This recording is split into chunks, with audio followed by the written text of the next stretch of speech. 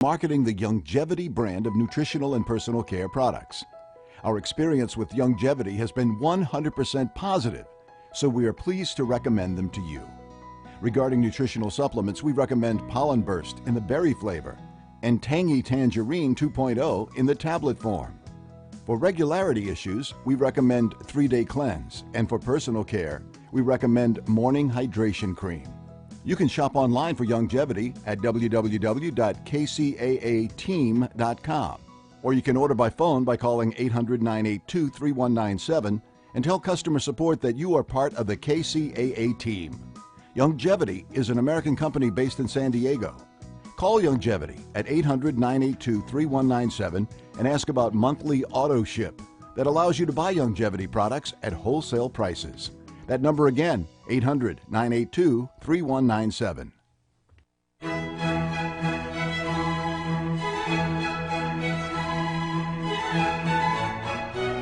Right in the middle of Redlands is a special place called the Tennessee Gardens, where great memories and romance abound. Under fragrant magnolia trees, beside seasonal flowers, and next to its whimsical ponds, brides and grooms begin their lives together and events are celebrated. With over 25 years' experience, its award-winning professional staff, led by Executive Chef Michelle, owner of Michelle's Bakery, create mouth-watering cakes and events. Celebrate your special event with people who care at the spectacular Tennessee Gardens, conveniently located right in the middle of Redlands. Make a no-obligation appointment to find out more about Tennessee Gardens. Call 909-793-5311. That's 909-793-5311. Or visit mybrideandgroom.com. Hi, I'm Dr. Bob Marshall, PhD, host of Healthline. Our pollen defluor is on special. Key help if you're waking up at night to urinate. Natural support for the bladder, prostate, urinary, immune, and menopausal health. Buy 2 bottles, get the third one free. Call 800-370-3447. And you can visit us online at qnlabs.com.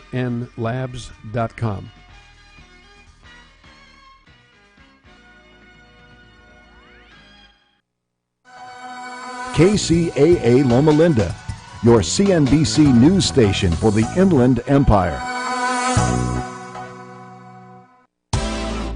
Hello and welcome to Let's Go Shopping with Bev. This show brought to you by Starflight Entertainment. Music by Dr. Bombay and the Blue Machine Band. Song title Living in Paradise. Now here's Bev. Well, happy Thursday to everybody, and welcome to another fantastic and fun show. And this show is really packed, so if you're driving the car and you want to take notes, again, I got to remind you, please get off the road and take your notes. Don't try to write and drive at the same time. You could have an owie or a kaplunky or something, right? Absolutely. Yes. And I'd like to introduce our first guest, Ghost, and he is the owner of the Red Rooster in Redlands. And anybody that loves antiques, arts and crafts, paintings, you name it, this is the man you gotta want to see. How you guys doing? I'm Ghost Kaysen. I own the Red Rooster with my partner Linda Davison. We have a real beautiful shop. We just moved to Redlands about 2 weeks ago. We had our grand opening, and we love being in Redlands. We moved from Yucaipa just to expand our territory and really just teach the people how to do more on the arts and crafts of anti-Sloan paint. Our business model is we want to teach the men and women both how to repurpose, and if they have an armoire or a frame or any kind of piece, we want to show them how to do their own with their own style, tons of colors, and no sanding, no prep, just paint and go. It's the anti-Sloan paint. We're stockists there, and we really love the antiques and teaching. So we have workshops over there on Saturdays. You do. And Ghost, would you tell everybody, when did you get started and why? Actually, I got started, the passion that I have for vintage stems a long time ago, but Linda was doing it before I. Oh, really? Yeah, I didn't know that. Yeah, Linda was doing it for about 10 years, and then I actually probably longer than 10 years, and I got the bug for doing it. And just the arts and crafts have been amazing to see a old piece transform. It used to be kind of taboo to change a piece that looks, you know, the women would go, oh, you can't do that. This is a great piece. And now, since things have evolved and people get tired of their old pieces, and it gives it a whole new life when they use the chalk paint. It's called Annie Sloan chalk paint. And it's so simple to apply, and now I have all these women coming in repurposing all their older pieces, and the same women that told me years ago I would never change my piece come in now, and they're buying the paint, making it shabby chic, giving it a whole nother look. And I encourage them to bring me pictures. I want to see what you've done. And now the big trend is they're all doing their kitchen cabinetry.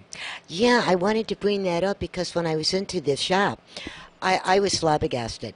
Thank you. I just went, whoa, and especially with the antiques into the back. We'll get into that in a minute. Okay. I mean, that's when I really lost it. If I had a U-Haul, you know, I think your store would have been emptied. I really do. Appreciate it. You're welcome. But what you do with redoing everything, and now people are realizing the furniture way back when was built so strongly. The best. And the best wood, the best of Absolutely. everything. And you see the stuff is nice, but it doesn't have that character to it. And I seen some of the pieces that you redone, and I was thinking when I was out that whole day, it was me day, so I was going Gotta have a around. you day. Right, and I was thinking, you know, I could use that in my kitchen. I could do this. I could do that. You know, but I'm never home long enough to, you know, do anything, right? Right. But I love it. And then I love when you walk into the front door, and that one wall and how you painted it with the flowers. Right. Oh, talk about that for a minute. That So- was absolutely gorgeous. So it's funny because my wife and her sister came in the shop, and once again we opened 2 weeks ago. The Red Rooster, it's the Red Rooster Vintage, and the wall was just a plain white wall. And I'm just looking at it going, we just need some color. So we weren't thinking mural, and the two girls went in and just started creating. The idea was use all the paint colors to show the customers all the colors.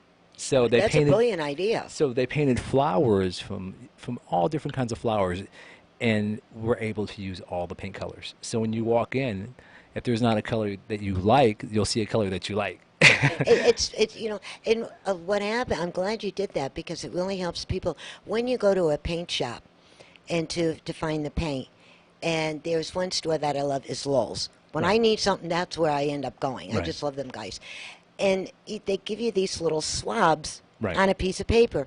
Well, with the different lighting in the different shops, it's kind of hard to actually see what it is. And you bring it home and you hook it up on a wall in different lighting, and you're going, what color is it? But the way you did it, you can actually see the actual color, what it's going to be, because with all the lights, all the windows that you have, and the different lightings coming through from the ceiling and from the sun, it's brilliant. And I love that grayish blue Paris color. gray. It's called Paris Yes. gray. So Annie Sloan, the artist that designed the paint, she named all the paint after the old masters, and her colors are just amazing. I mean, like the black is really a graphite, but you turn it black by dark waxing it. You turn it into a black. Apply more wax to it. But her colors, she has from vibrant colors, Old English, Old Ochre. She has Paris grays. I mean, Napoleonic blues. Oh, yeah. You know, beautiful blues. And of course the shabby chic. All the women love the pure white. The pure white has been, it's probably, I can't even keep that on the shelves. I can see why. Well, the thing is, they're doing their kitchen cabinetry, and instead of spending all this money, they just buy a couple cans and they're done. And they redo it. And they redo it, and it goes a long way. And the thing about when you're doing the kitchen cabinets, or any cabinet, right, like your bathroom, whatever, do the inside first.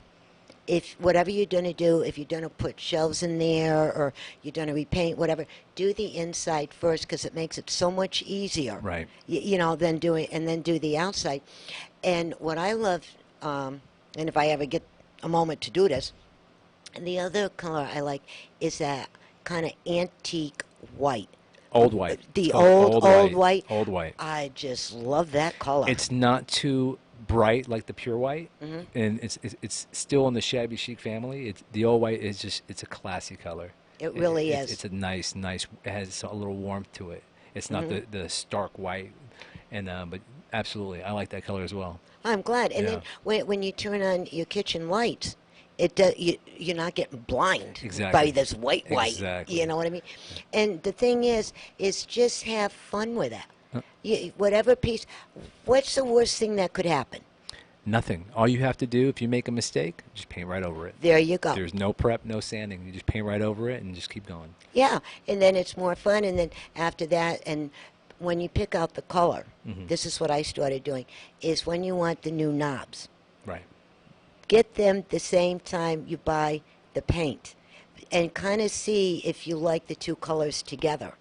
And then do your prep work, like the inside of the cabinetry, and then paint it and put on your new holders or polders, whatever people call them, right? And you're all done. Yeah, and we'll do fun things where we'll sometimes leave the top raw, and just do the legs. Just paint the legs, leave the top true to its wood, and it comes out beautiful. Yeah, and you put a good polish on the top of the wood. Just some wax. Yeah. It's called clear wax, and you just clear wax the top, and you're good to go. And what else is nice, it's waterproof. Yeah. You know, and especially if you have children or little ones, and you don't have to worry about when something gets spilled. You don't have to have a nervous breakdown. Right. The wood is already protected. That's right. It's protected with the clear wax, and the beautiful part is the paint goes on so easy. I've had the most uncreative people come take a workshop class and leave so confident, and we give them swatches, and they practice 5 to 6 different techniques. They have a 2-hour class that they're learning on, and they leave and they come back showing me pictures of their pieces, and I'm like, wow. You know what you should do? Just as a thought. Don't tell anybody. Let this be a surprise, okay? When you get the photographs of everything that they did, you should find one wall and just put up the photographs with the person's name on it. I'm actually doing more than that. I'm posting on IG. Any pics that they send me, I'm just putting it on the Red Rooster Vintage IG on the Instagram, and I'll tag them. And I'll tag There them, you go. Melinda did this piece. Her table came out amazing. Kristen did her kitchen cabinetry. It's her first time painting. You know, and I'll just tag them and add them to our Instagram. And we love to see people's work. It's so exciting. And now, since we talked about the painting, that was the exciting part. Well, the whole store is. And then when you leave your entranceway and you're walking into the back of the shop, Right. right, and the building goes this way, not this way, this way. So you Right, have long ways. a long way. So you Yeah. really have a lot of room. The way you have everything situated, it makes sense, and it's like their own little area. Yep. Yeah, you know what I mean? Absolutely. And all the knicky knacks and the dishes, Kitchen cabinet, kitchen areas. everything. Right? You even had the old rolling pins in Yeah. there, and I got giggling. I remember my Yeah. grandmama used to have one of those. Chase you around with it. Yes, there you go. And then you go through all of that, and then you go into the other part. Right. That's where I really, really got excited. You had the old-fashioned typewriters, Right. and you have the old pod for the cameras to Yes. sit on. And remember, I got so excited finally finding that, and I said, I'm going to test my cameras and see if it will fit into this. You know, and now I got to get down there and get it. Yeah, You know, for the table when we do, other interviews, which is terrific. And you got the globes, you got the rugs, you got the pillows, And the you got- lighting, the and lighting. the lightings. Oh yeah, We do the lightings. steampunk lighting. We love to anything that we can think of. We'll take an old camera from the 20s and turn it into a lamp. Yes. We love to modify the strangest things into old cylinders. We drill into the cylinders and we make out of metals. We'll make a lamp, and they call it steampunk. And these it's really popular in New York actually. It is. You know, Yeah. they love them. It's industrial, and we've modified the old the hair dryers from the 50s. We took that and turned it into a lamp. For the old the old hairdressers would we have the hairdressers come in now and they're like, wow, that's from the 50s. And so whatever you can think of, we'll modify, and they're all one-off pieces. You won't see another one like that. And that's what makes it so unique and so much fun. Right. Yeah, and it's a whole new idea of looking at things. And don't stay in that little box. And nothing is a matchy-matchy, which I love. I hate matchy-matchy. It drives me nuts. I'm the same way. Yes. You know, you feel like you're in a library or something. You know what I mean? Even your table and chairs. If you have a table, all your chairs don't have to match. Yes. You know, you can have different chairs. It actually gives it character. It's fun. It is. It's really, really a lot of fun. And with everything that you have in that shop, I see you there for a long, long time. Well, that's what we're hoping, and we're actually excited to be there. We think Redlands is charming. It's our first time being there, and yeah, we'd love for people to come out and see us. You know, we'd give them a tour. We'll give them some paint sticks. We're gonna put the paint on popsicle sticks. I love it. So we're just gonna give them. Here's a popsicle stick. If you tell me what color you like, we'll just paint it on, and you'll get to see how it looks, because you could also add dark wax if you want to modify the color and give it a little the antique-y look. It's called the dark wax, and it's great on details. So if you have a piece that has a lot of details, just dark wax the details and it'll pop.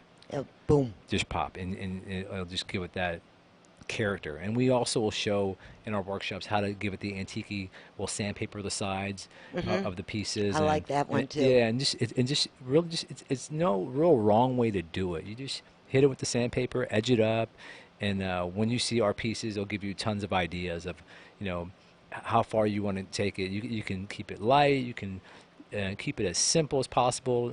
We like the two-tone. We'll sometimes, on a dresser, we'll leave the dressers raw, and we'll just paint around the dresser. So you'll just see the wood, and then you'll see the body of the dresser painted. You know. And that's the way it should be. And if you just tuned in, you're listening to Let's Go Shopping with Bev right here on KCAA 1050 AM, the station that leaves no listener behind.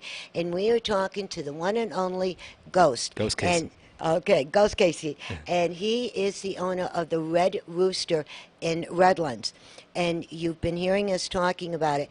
Now, everybody is in the sound of my voice. That's a loud voice. We're through the whole country in the whole United States in 190 countries. I love the New York accent. Thank you. And so if you want to start redoing your home or your apartment or your trailer, whatever you live in, go down and see him and his team. They will help you out. And think outside the box and start having fun. Yeah, come to the Red Rooster. We're off 100 Stewart Avenue, right there in Redlands. Would love to help you. It's easy to find. It's 100 Stewart Avenue, and you'll see the big rooster in the front. You can't miss it. Our theme is roosters everywhere, and you know. And I love roosters, and I have them in my kitchen. Oh, they're fun. I love roosters. They are so cool. But Bev, thank you for having me. And one more thing. Sure. Okay, I know you're on a tight time schedule, so thank you so I'm much fine. for popping in when you did. What is the one big thing you want everybody to know? Well, I want everybody to know, basically, they can be creative, and we're there to help them be creative and show them how to. It's simple. It's not hard. And feel free to take one of your pieces from home and just, you know, give it a new life. I mean, I'm sure you have a great table. I'm sure you have a great armoire, a buffet, and you don't want to get rid of it, or someone's left it to you. Give it a new life. There you go. Give it a new life. I mean, there's a lot of sentimental pieces that you don't want to get rid of that you've had for years and years. You would fall back in love with it once you repurpose it. And then a lot of people that like to go yard sailing or selling, Oh, yeah. you know, and all of that. And you find these old pieces, and all they need is a little touch up in a happy home. Absolutely. There's a little girl that comes into our shop that's about 12 years old. She buys the paint, and I call it her little hustle. She buys these pieces from a yard sale, paints the pieces, and puts them on buy, sell, trade, and that's her way of her little business at 12 years old. Hey, she's going to be a billionaire one of these days. I love the ambition. There you go. Well, Ghost, I know you have to go. Thank you so much. Thank you so much. And tomorrow, all of this information will be posted on Facebook and Twitter and all that good stuff. And as soon as I have another Me Day, I'm coming down to you. Come on down to the Red Rooster. Would love to have you. One more time, address. 100 Stewart Avenue in Redlands, California. Okay, thank you. Thank you so much. You're welcome, honey. Take care. And right now, we're going to go to a short break, and then we'll be right back. San Bernardino, Loma Linda, Rialto listens to KCAA Radio. Hi, this is Cliff from Cliff's Pest Control. Have you had problems with pests lately? Cliffs Pest Control has been in business for over 40 years and is family owned and operated. We can take care of your general pest problems, that's the ants, spiders, all the crawling bugs, and we also can take care of your termite problems. You can reach us at 909-887-1862. That's 909-887-1862. That's Cliffs Pest Control, Inc., serving the Inland Empire for over 40 years. Hi, my name is Don, and I work with my wife Marie. We are holistic health practitioners specializing in magnetic therapy. Got pain, get relief. We are the Got Pain people. The benefits of magnetic therapy are speed up healing time, reduce discomfort and pain, reduce inflammation, detoxify your body, help improve blood flow. Got pain, get relief. We are the Got Pain people. With MD Jar Magnetics, we can be reached at 951-743-6903. We help to relieve pain without the dangerous side effects of drugs. Some of the other benefits of biomagnetism are a safe alternative for the treatment of over 500 ailments, including cancers, chronic back pain, migraines, asthmas, cysts, tumors, acne, arthritis, knee pain, sports injuries, broken bones, high blood pressure, diabetes, fibromyalgia, sciatica, multiple sclerosis, stroke recovery. It also helps reconnect the brain to the nerves. We are located in Yucaipa, and we are the Got Pain people. With MD Jar Magnetics, got pain, get relief. 951-743-6903. Once again, 951-743-6903. Hello, Inland Empire. We are Fabia and Nacho, the owners of Frank and Kids Garage. Do you have an import vehicle and don't know where to have it serviced? Frank and Kids Garage Import Automotive Repair Specialist will fix your Japanese, German, or American car. We've been in San Bernardino since 1969, specializing in import autos, but certified to work on most makes and models. We're located at 480 South Arrowhead in San Bernardino. Follow us on social media at Frank and Kids 2, on the web at frankandkids.com. For free estimates, call us at 909-888-0410. Se habla español. If you own or work at a restaurant, bar, or nightclub, here's an important message to help improve your bottom line. At Starflight Entertainment, we rent professional karaoke DJ systems. The monthly cost is affordable, and Starflight systems are easy to operate. For more information, call me, Rich, or Bev at Starflight Entertainment, 909-797-7291. Starflight karaoke systems have great sound, and Starflight provides a large selection of songs, everything from the 40s to today's latest hits. We at Starflight Entertainment will supply a professional karaoke jockey, or we'll train someone for you. The Starflight system can also be used almost like a jukebox during your slower times. Starflight Entertainment has been in business since 1989, and many bars, restaurants, and clubs have been customers for up to 10 years. Starflight covers San Bernardino, Riverside, Orange, and Los Angeles counties, and we can help improve your business. So remember the name Starflight Entertainment, and remember 909-797-7291. Starflight Entertainment. Thank you, Inland Empire, for listening to KCAA Radio. And we're back, everybody.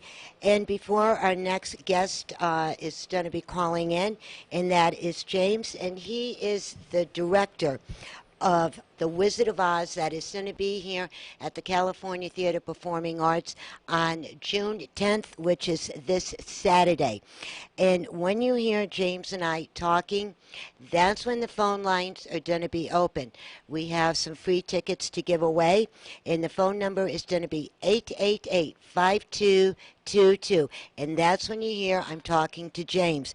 And before we go to James, there's one big announcement that I and Richard would like to make. Our very, very dearest friend, Trevor, and he owns Trevor's Rustic Inn, and it's on Kendall Avenue in San Bernardino. Well, this weekend, it is his 15th anniversary. Yes, he's been in that pub for 15 years. One of the coolest places. You want to go, you want to get a good steak, a good hamburger, you want to sing some songs, you want to play pool, you want to watch football games, whatever. Trevor's is the place to go. And Trevor, if you can hear my voice somewhere in this universe, I want to thank you. Well, Rich wants to thank you too, for all of the 15 years, all the funs, the giggles, all the good times that we had in there. And again, happy anniversary to you, and we'll see you this weekend. All right, now, Brandon, I see the light flashing. Whom do we have? Brandon? Way up high and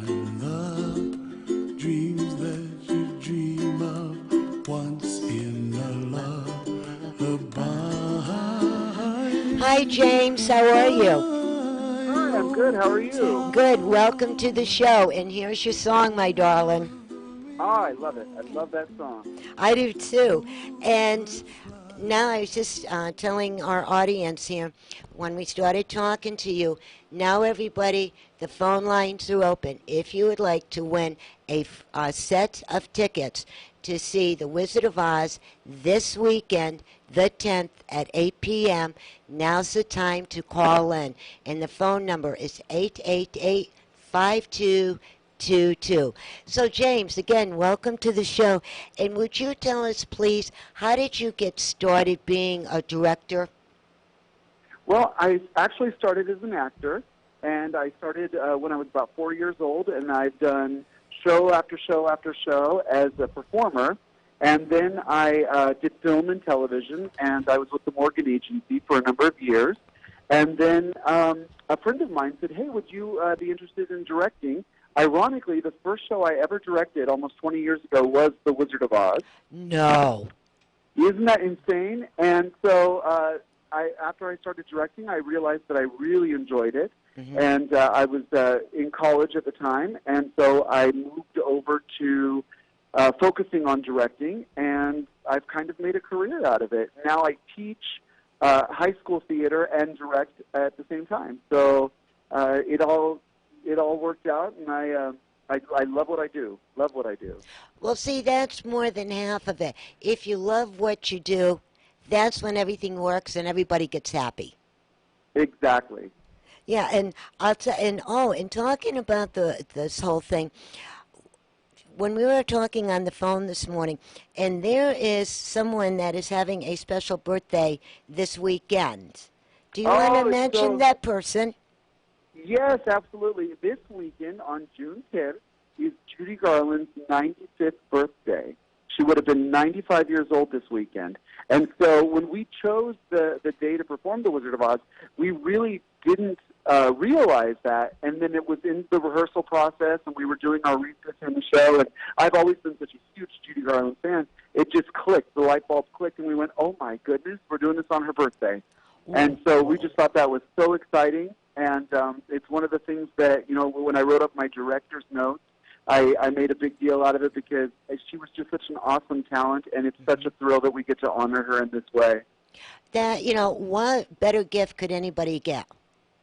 Exactly. You know, exactly. And yeah, I just had this crazy idea, but don't tell anybody I mentioned it to you. You know, if it can't be done, but it's an idea, right? Wouldn't it be kind of cool to have a birthday cake for her? We had thought the same thing, that would be really fun to do some sort of little celebration for her. So we might have something up our sleeve. Great brains work together, huh? Exactly. Don't you love when a plan comes together? I know I do. Oh, it makes life so easy, doesn't it? It does. And talking about The Wizard of Oz, which you are directing, would you like to take everybody by the hand and kind of walk them through the whole story if they forgot bits and pieces of it? Yes. You know, I have been obsessed with The Wizard of Oz. I would say obsessed. I have a tattoo of Judy Garland on my arm as Dorothy. I have been obsessed with The Wizard of Oz since 1989 when it celebrated its 50th anniversary. And since then, you know, I've done so much research, and I've read all the books that there are to read about it, and I've gone to Wizard of Oz conventions. So when I had the opportunity to direct this show, I was like, okay, I'm jumping at that. But it's such a wonderful story of a person's journey to figuring out who they are and figuring out what their heart's desire is. And, you know, we follow Dorothy on this journey, this incredible journey that she goes on, and she meets these incredible friends. So she starts in Kansas, and she's dissatisfied with her life, and, you know, she dreams of something better, and the tornado whisks her away, and she goes to Oz, and she meets all of these fantastic individuals. She meets a scarecrow who is wanting a brain, and she meets a tin man who wants a heart and a lion who wants courage. And they all join her on this epic journey to the Emerald City to see the Wizard of Oz so that she can get home and they can get their the things that they desire. And along the journey, they realize that everything they've ever wanted, they already have. And so it's really reaffirming, reassuring, and it really affirms the idea that we, as human beings, have so much more than what we realize sometimes. And sometimes the things that we desire are right there in our own backyard. And, along the way, there's a wicked witch that's trying to get her, and, the iconic ruby slippers, and, everything that people remember from the classic 1939 film is in the story, plus some nice surprises, because there are a few things that were in the L. Frank Baum original book that we revisit in our stage version, which is really kind of fun. Now, James, hang on for one moment. Brandon, I just seen the light flashing. Yeah, we have Luce on the line. Luce, okay. Hi, Luce, how are you? Hello? Hi. Oh, there you are. How you doing? Welcome to the program. I'm doing good. Thank you for having me. You're welcome. And I take it you called in for a set of tickets to see The Wizard of Oz, right? Correct. Well, good. And James, the director, is on line with us. If you'd like to say hello to him, you're more than welcome to. Oh. Hello. Hello. Congratulations on your ticket. Thank you. Yes, and all you have to do, my dear, is your tickets are here at the studio, and we're in the Carousel Mall, 245 Carousel Mall in San Bernardino. And the theater is right across the street from us. So it's a perfect match. And when you come in, you give Brandon, our board up, your name and your address, and then you can receive the tickets. Okay. Okay? And I hope you enjoy it. And now for the rest of the day, sing Somewhere Over the Rainbow. I will. Okay, thank you. And enjoy. Okay. Okay, bye-bye. Thank you. Bye. Well, hey, James, that was pretty cool, huh? Yeah, how exciting is that? Yes. And I love the idea of sharing the story with people. I love the idea that there might be people in the audience this weekend that have never seen The Wizard of Oz, and especially the youth. How exciting it is that we're going to introduce them to this story. It is, and it's such a beautiful story. And one of my favorite character, believe it or not, was the Tin Man. Oh, I love the Tin Man. Yeah, he just cracked me up. And him and then the Scarecrow about the brain. And sometimes we get so busy at work and we kind of forget something. And believe it or not, I've been doing this for years. And I start singing that song, If I Only Had a Brain. Oh, that's my life. Yes, I completely agree. Yeah, and that was fun. Now, how many people exactly are in the cast this year? We have a cast of 50. Whoa. We have everything. I don't know what our upper age is, but from adults all the way down to 9 years old in our Munchkins. And they have been working so incredibly hard to bring this story to life, and it's really fun to see them, take these characters and embrace them and really, really embrace the story that we're telling, and understanding that the message is so important, especially today. It's so important. And it's just really exciting. And one of the fun things about it is that many of the cast members, are younger cast members, and they didn't really grow up with the movie the way we did. Mm-hmm. And so it's been really neat to introduce them to the story and to talk about The Wizard of Oz and talk about its origins and, why L. Frank Baum felt compelled to write the story. And so it's been really neat to introduce them to that idea. And then James, hold that thought. We got another caller. Oh, yes. Yes, I know it. It's exciting, isn't it? Brandon, whom do we have? We have Carmen. Hi, Carmen. How you doing? I'm good. How are you doing? I'm so excited I got through. Yay! Yay! And Carmen, it's your lucky moment because we are talking to James, the director of The Wizard of Oz, and if you'd like to say hello or something about it, go right ahead and do so. Oh my goodness, I'm so excited. Hello, you don't even know how much I love The Wizard of Oz. I have Carmen, ornaments. Oh, really? How exciting is that? Oh, you're going to love the show. You're going to love it. Oh, my goodness. I just can't even imagine. I was dying to know who's singing. Who's singing? Oh, in the show? Yeah, who's going to be Dorothy? Oh, we have the most beautiful young lady playing Dorothy. Her name is Megan Ramirez, and she is such an incredible talent, and you're going to see hints of Judy Garland, and you're going to hear a voice that's heavenly, and you're going to see her bring the character to life in her own way as well. It's very exciting. That is beautiful. I've never seen this on stage. So Everything just so you love. thrilling. Everything you love from the movie is going to be there. Everything from the ruby slippers to the witch melting to flying monkeys. Oh, you're going to love it. You're going to love every minute. Oz is going to be there? Yeah. Yeah. Carmen, you're getting so excited. It sounds like your birthday and Christmas and the Easter Bunny and the 4th of July all rolled into one. You know, when you're a little girl and you've seen the original, I tell you, it has an impact for your entire life, and I'm just so thrilled and excited. I cannot wait. And I'm so happy I was one of the people to get through. I don't even believe this right now. I couldn't agree more, Carmen, and you're absolutely right. The story and the characters, they do become part of your life, and you relate to them in so many ways. And you're right; they're in the back of your mind all the time. And you watch television and you listen to music and you hear references constantly. Mm-hmm. You do. It's such a part of so many people's lives. Absolutely. Well, I do know that a theater performance to me is extremely magical. There's a little different element compared to the TV that literally brings it to life in front of your eyes. And so I'm just really tickled that I'm getting this opportunity, and I'm so grateful and so happy you guys are showing this. I hope lots of people come. This is going to be great. I'm so happy that you got this, and Carmen, I would love to meet you at the show on Saturday. I'll be at the back of the theater rooting on my cast and my crew, and I would love for you to come up and say hi. I absolutely will. Thank you for bringing this on.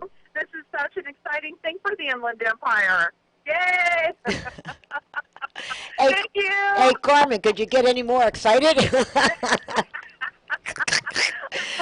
Well, Carmen. The Wizard of Oz here. Yes. Now, Carmen, I got to tell you, when you are coming to get your tickets, we're at the Carousel Mall in San Bernardino. The address is 254, and we're right across the street from the California Theater of Performing Arts. When you come in, you talk to our board up, Brandon, or if Big Joe is here, who's ever here at the time, you have to show him identification, who you are, and then you get your tickets, and then all you have to do is walk across the street, bada bing, bada boom, there you are. Are you kidding me? I will do that. If you told me I had to go climb Mount Rubidoux, I'd go climb Mount Rubidoux.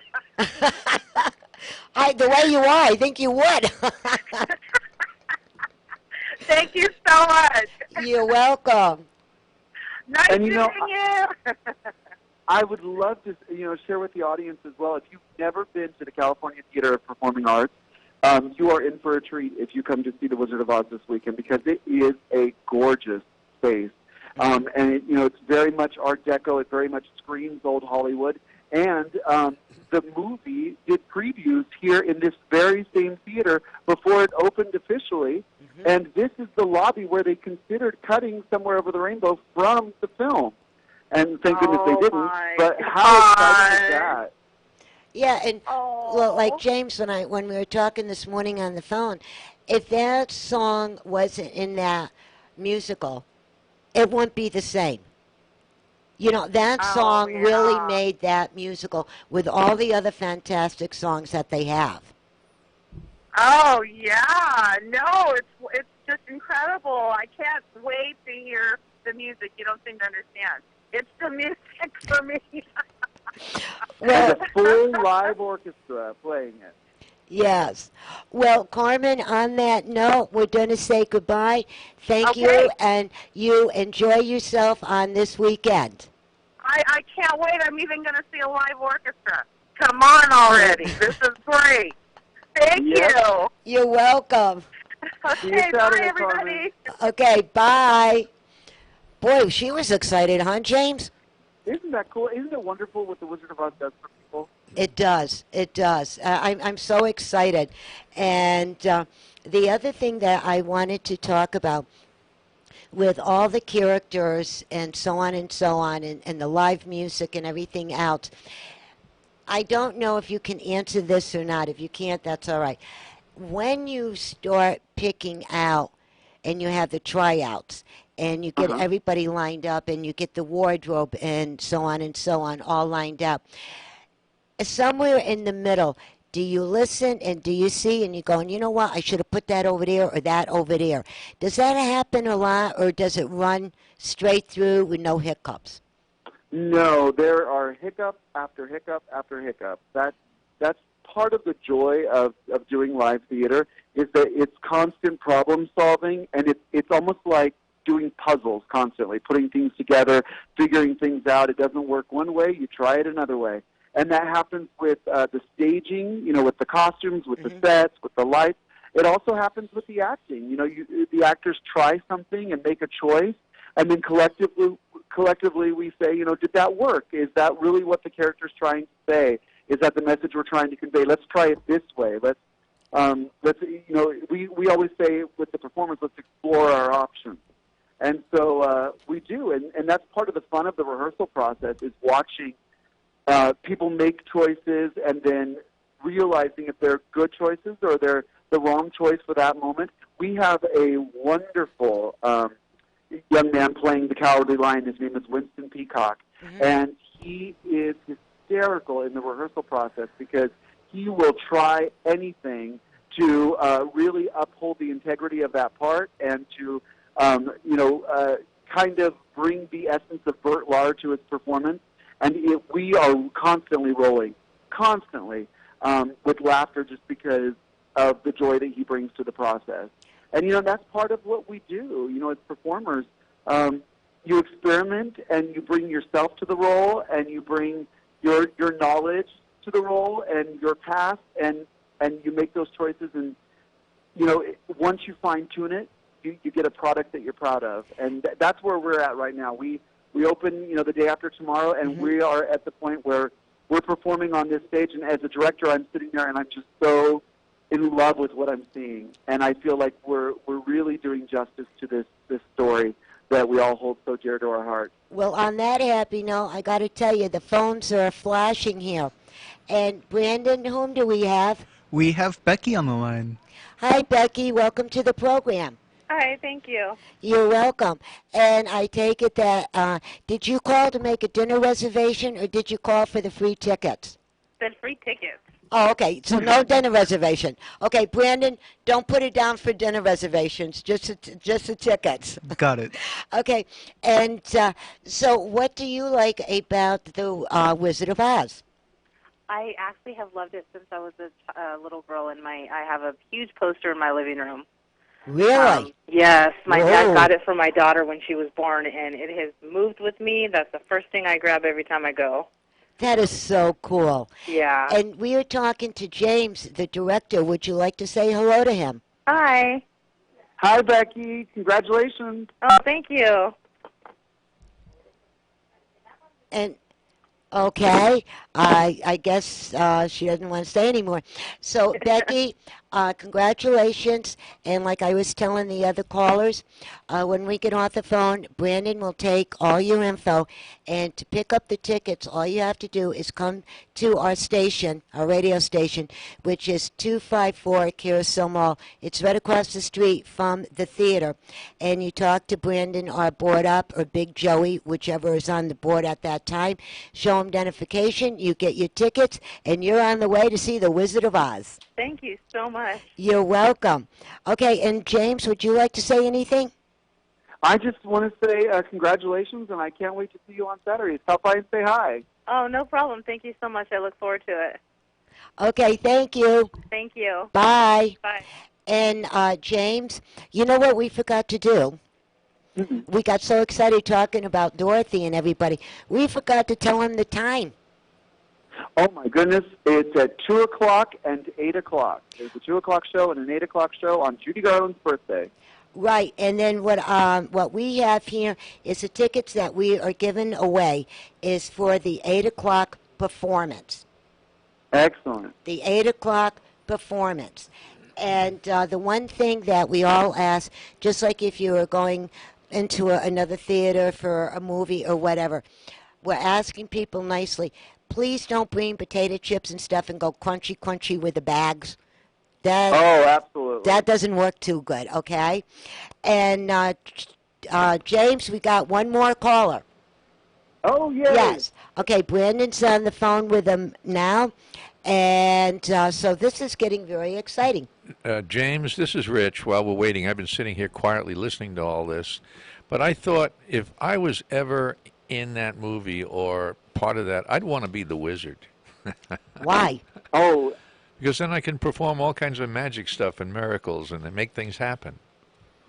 Oh, you can make... People have all of that already in their body. Well, Some of them just don't know it. I could fulfill my own best wish when I look out at my backyard. Get rid of the weeds. Oh, just go abracadabra? Okay, and Brandon, whom do we have? We don't. No? Oh, person... I was just finishing up my conversation with Becky. Oh, okay. Well, anyways, I'm looking at the clock, James, and this is so exciting, but I hate to say this, darling. What is the one big thing you would love everybody to know? One big thing that I would love everybody to know, that theater is alive and doing well in San Bernardino, and we're very proud and happy to be a part of it, and we're so excited to have people come and see the story that we put together for them. And I hope they do. And even for the children, when they go to the matinee, the excitement. Sometimes don't you wish we could just be a little invisible and just float around and watch everybody's reactions? Oh, absolutely. I can't wait to see how many little Dorothys we have come through this door on Saturday afternoon. Yeah, then when I see you on in the evening, you got to tell me how many little ones came through. I'm so excited about this. Absolutely. Well, James, thank you for bringing everybody to the California Theater of Performing Arts and with this lovely, lovely musical. And happy birthday again to Judy Garland. Imagine being 95 years old. I know. You know, I wonder if she was still with us, what she'd be thinking right now, seeing other people doing this musical. Oh, I'm sure she would be thrilled. Wouldn't she, though? All right. Well, thank you so much for your time. And we will see everybody this weekend at the Historical California Theater of Performing Arts right here in San Bernardino. And, James, thank you for all of your time. Thank you, and we'll see you in Oz. Okay. Bye. Bye-bye. Wasn't that exciting? That was something else. All these people, they're so exciting. And to see, and on her birthday, that they planned it just like they did. I think the people that called in are excited for everybody else that's going to be there. Yes, yes. There's enough excitement. And when I went to pick up the tickets today, the matinee is almost sold out. Is it really? Yes, yes. So that's amazing. And talking about amazing, you know what else we got to talk about? What do we got to talk about? Yes, because we have the timing is working out quite lovely. We got to talk about Father's Day. Father's Day? Yeah, you know, it's coming up here pretty darn quick. It is? Yes, it is. And so I did some snooping around because I love to snoop on people. Oh, boy. Yes, and you want to do something incredibly different for your dad. Or your mom, that's a dad, because there's a lot of moms that are dads and a lot of dads that are moms. There you right? go. And if you want to go and find something, that unique item. Unique? Unique. It doesn't, no, you're not going to sneak up on him. It's a unique. It's a different. We're going to talk about that rabbit again. Yes, that little rabbit. Why don't you go over to Big 5 Sporting Goods in Redlands? They're on 1575 West Redlands Boulevard in Redlands. Their phone number is 335-5950. And go in there and just cruise around, get excited, see all the fantastic gear that they have. Everything from golf balls, I didn't see an orangutan, though. I did not see that I don't orangutan. think we need an orangutan. Yeah, but it'd be kind of fun to buy an orangutan and put a saddle on it and ride it, That reminds me of the movie Any Which Way But Loose Yes. with the orangutan. And Yes. baseball bats, golf clubs, you name it. Shoes, their shoes are absolutely incredible. They are famous for their shoe wear, And so pop in and enjoy and find that one unique gift for your dad. All right? Then after that, then on Sunday, after he got his new outfit on, he got his new baseball bat or golf club, whatever he got, and then on Sunday, how about taking him over to the 66ers ballpark? Why? Why? Because they have a home game. They do. Yes, they are going to be home. And the game starts at 2:09. And after the game is all over with, they are allowing, and this has only happened twice in their whole history. Okay? I'm listening. This is the second time, drum roll, brum, bum, bum, bum. After the game, all the dads can take their grads, their children that are graduating, and their children out on the field, and they can play catch. Really? Yes. This is on Sunday? On Sunday. Okay. Yes, the 18th on Daddy's Day. And they have two lovely snack bars here for your hot dogs, your hamburgers, and, your soda pop and all of this good stuff. Hot dogs at the ballpark. Yeah, nothing like it, right? Oh, take me out to the ball game. Take me out to the crowd. Buy me some peanuts and Cracker Jacks. I don't care if I ever get buck. Well, now that you're singing, I got a better one for you. Who's on first? Second. No, second's on No, first what's and on third's second? on second. Yeah. You're right. Okay. Try to go through that one once. Anyways, that's, two really unique things that you can do for your dad or your mom that's your dad. Because I was mom and dad for a number of years, and it was pretty cool. I got different gifts on different days. So that's why you wanted to do that. Yeah, so it was really fun. But if you want the best deal in town, you want to find some goodies, go to Big 5 Sporting Goods in Redlands and find that unique item. And then on Sunday, take them to the ballpark and let them see. And they're playing the MODs. The MODs? The MODs. When you go to the ballpark, and you're going to get a list like this, and it has the scheduling on the outside, and they got a picture of the setup, this and that, and instead of writing out the whole names, they do the initials. I see. Don't ask me what the initial is. I think Minnesota is M. I don't know. I'm not don't sure. know either. But, that would be a lot of fun to do. And so your whole weekend is planned. First, Saturday, you go to see The Wizard of Oz at the Historical California Theater of Performing Arts right here in San Bernardino. The matinee at 2 p.m. or in the evening at 8 p.m. And also on Saturday, go to Big 5 Sporting Goods. Buy the gift for your dad or your grandpa or your uncle or your mommy or whomever. Then on Sunday, go to the 66ers to see the ball game. What could be a better weekend than that? You know what I like about that ballpark? What? That the way the seats face in the afternoon as the sun goes down, you get shade. Yes. You're looking away from the sun. Mm-hmm. That doesn't always happen. No, it doesn't. But that ballpark was designed just right, facing back toward the east, so Mm-hmm. the sun's behind you. So that makes it cooler, and it's easier on the eyes and everything else. I like that. Yes, and there's one more quick announcement I want to redo. You do quick announcements? Yes, I do. As quick as I can. Some are not as quick, but I try to do it. Uh-huh. Also, let's have another big congratulations to Trevor and his team at Trevor's Rustic Inn right here in San Bernardino on Kendall Drive. This weekend they're celebrating their 15th year of being in business. I like this food. The steaks. Oh, the steaks. Holy Toledo. The prime rib, too. See, I don't like prime rib. I never liked prime I rib. love prime rib. But the prices are right. The food is good. Mm-hmm. It's just a nice place. The crowd is people of all ages, Mm-hmm. and it's a safe place to be. Parking is good. Sometimes it gets a little full, but you can park right across the street. Yeah. And so it's a nice setup. And you know what's nice about it?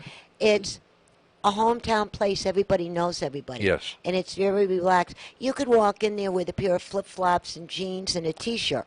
Or you could dress the statement I started, even Jesse J's using it now. Casual cash. Casual cash? Yes. Well, and remember, just for those people who want to know, if you want to sing, the karaoke is on Tuesday, Wednesday, and Friday. Yes. Starts about 8 o'clock, between 8 and 9, depending on when somebody comes in. And you can have a good time. Everybody loves everything from the 40s till today. Yeah, and go down there and have some fun. You can play shuffleboard. They have the pool tables. You can watch all the sporting games out there. You know, and when the music is going good, you can even dance. Yes. You know? And it's a friendly place. It is. And it's a historical place. Very historical. Been there forever. That building has started. I've done my homework. That building has been standing for 50 years. I thought it was more than that. As far as I know, it's 50 years. I'll double check and I'll let you guys go. She did her homework again. And I would like to thank everyone that was on the program today. Goes from the Red Rooster in Redlands, James, the director of the Wizard of Oz, that will be at the California Theater of Performing Arts this weekend. Brandon, thank you for another good show, being my board up. I couldn't do it without you, kiddo. Thank you. You're welcome. And everybody that won tickets, enjoy. Rich, talk to you later. And talk to me later? Dr. Bombay and the Blue Machine Band is going to be dancing us out. See you next week, same time, same station. Ciao, everybody. Bye-bye.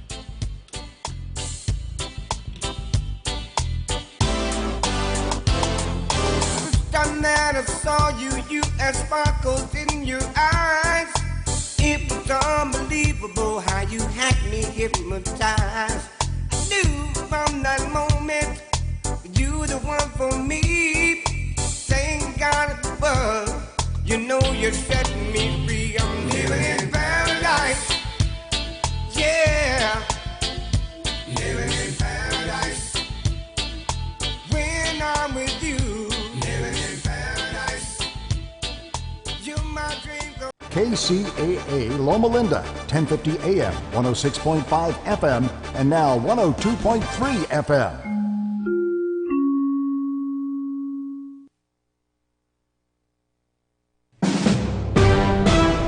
NBC News Radio, I'm Lisa Carter. President Trump's personal attorney is disputing key parts of the testimony provided by former FBI Director James Comey on Capitol Hill today. Attorney Mark Kasowitz says the president never pressured Comey to drop an investigation into fired National Security Advisor Michael Flynn. The president never, in form or substance, directed or suggested that Mr. Comey stop investigating anyone, including the president never suggested that Mr. Comey, quote, let Flynn go, close quote. Also said Trump never asked for Comey's loyalty. Meanwhile, the chairman of the Senate Intelligence Committee says Comey's testimony is nowhere near the end of the Russia investigation. We're more confident today that we can, through this process, work through a very bipartisan and thorough investigation that at the end of it answers many of the questions that the American people might have today. North Carolina Republican Richard Burr saying he hopes to get with special counsel Robert Mueller soon to coordinate the overall investigation of Russian meddling in the 2016 presidential election. During today's hearing, Comey testified there was no doubt the Russians meddled in the election. The woman accused of leaking classified NSA documents about Russian meddling is expected to plead not guilty. Reality Winner expected to appear in court in Georgia today for a bond hearing. The 25-year-old federal contractor is accused of taking government documents and giving them to the media. Bill Cosby's sexual assault trial could go to the jury as early as next week. After hearing from witnesses yesterday, the presiding judge said the case is moving much faster than expected. The trial is now in its fourth day in suburban Philadelphia. The 79-year-old comedian is accused of drugging and sexually assaulting a former Temple University employee. You're listening to the latest from NBC News Radio. This report has been brought to you by National. Every child deserves enough. That's what you can give to a child in poverty when you sponsor through Compassion International. Find out how at compassion.com/radio. For several years, KCAA has been marketing the Youngevity brand of nutritional and personal care products. Our experience with Youngevity has been 100% positive, so we are pleased to recommend them to you. Regarding nutritional supplements, we recommend Pollen Burst in the berry flavor and Tangy Tangerine 2.0 in the tablet form. For regularity issues, we recommend 3-Day Cleanse, and for personal care, we recommend Morning Hydration Cream. You can shop online for Youngevity at www.kcaateam.com, or you can order by phone by calling 800-982-3197 and tell customer support that you are part of the KCAA team. Youngevity is an American company based in San Diego. Call Youngevity at 800-982-3197 and ask about monthly auto ship that allows you to buy Youngevity products at wholesale prices. That number again, 800-982-3197. Are you thirsty for books that will fill your soul with wisdom, joy, and inspiration? Then take a refreshing and nourishing drink at Alice's Quiet Mind Bookstore, located in the heart of the Agape International Spiritual Center in Culver City, which incidentally was recently featured on The Today Show. From aromatic soy candles to best-selling authors like Dr. Michael Bernard Beckwith and a whole host of other visionaries, Alice's Quiet Mind Bookstore has everything to soothe your body, spirit, and soul. For more info and directions, visit agapelive.com today. Hi, I'm Dr. Bob Marshall, PhD, host of Healthline. Tune in to get your questions answered and hear the latest breakthrough information for you and your family. Our pollen defluor is on special. Natural support for the bladder, prostate, urinary, immune, and menopausal health. Pollen defluor is a non-solvent flower pollen extract from rye pollen. Flower pollen extracts contain high levels of amino acids, antioxidants, and phytosterols. Pollen defluor also delivers bioflavonoids, key help if you're waking up at night to urinate. Buy 2 bottles, get the third one free. Call 800-370-3447. That's 800-370-3447. And you can visit us online at qnlabs.com. That's qnlabs.com. Experience nutrition that really works.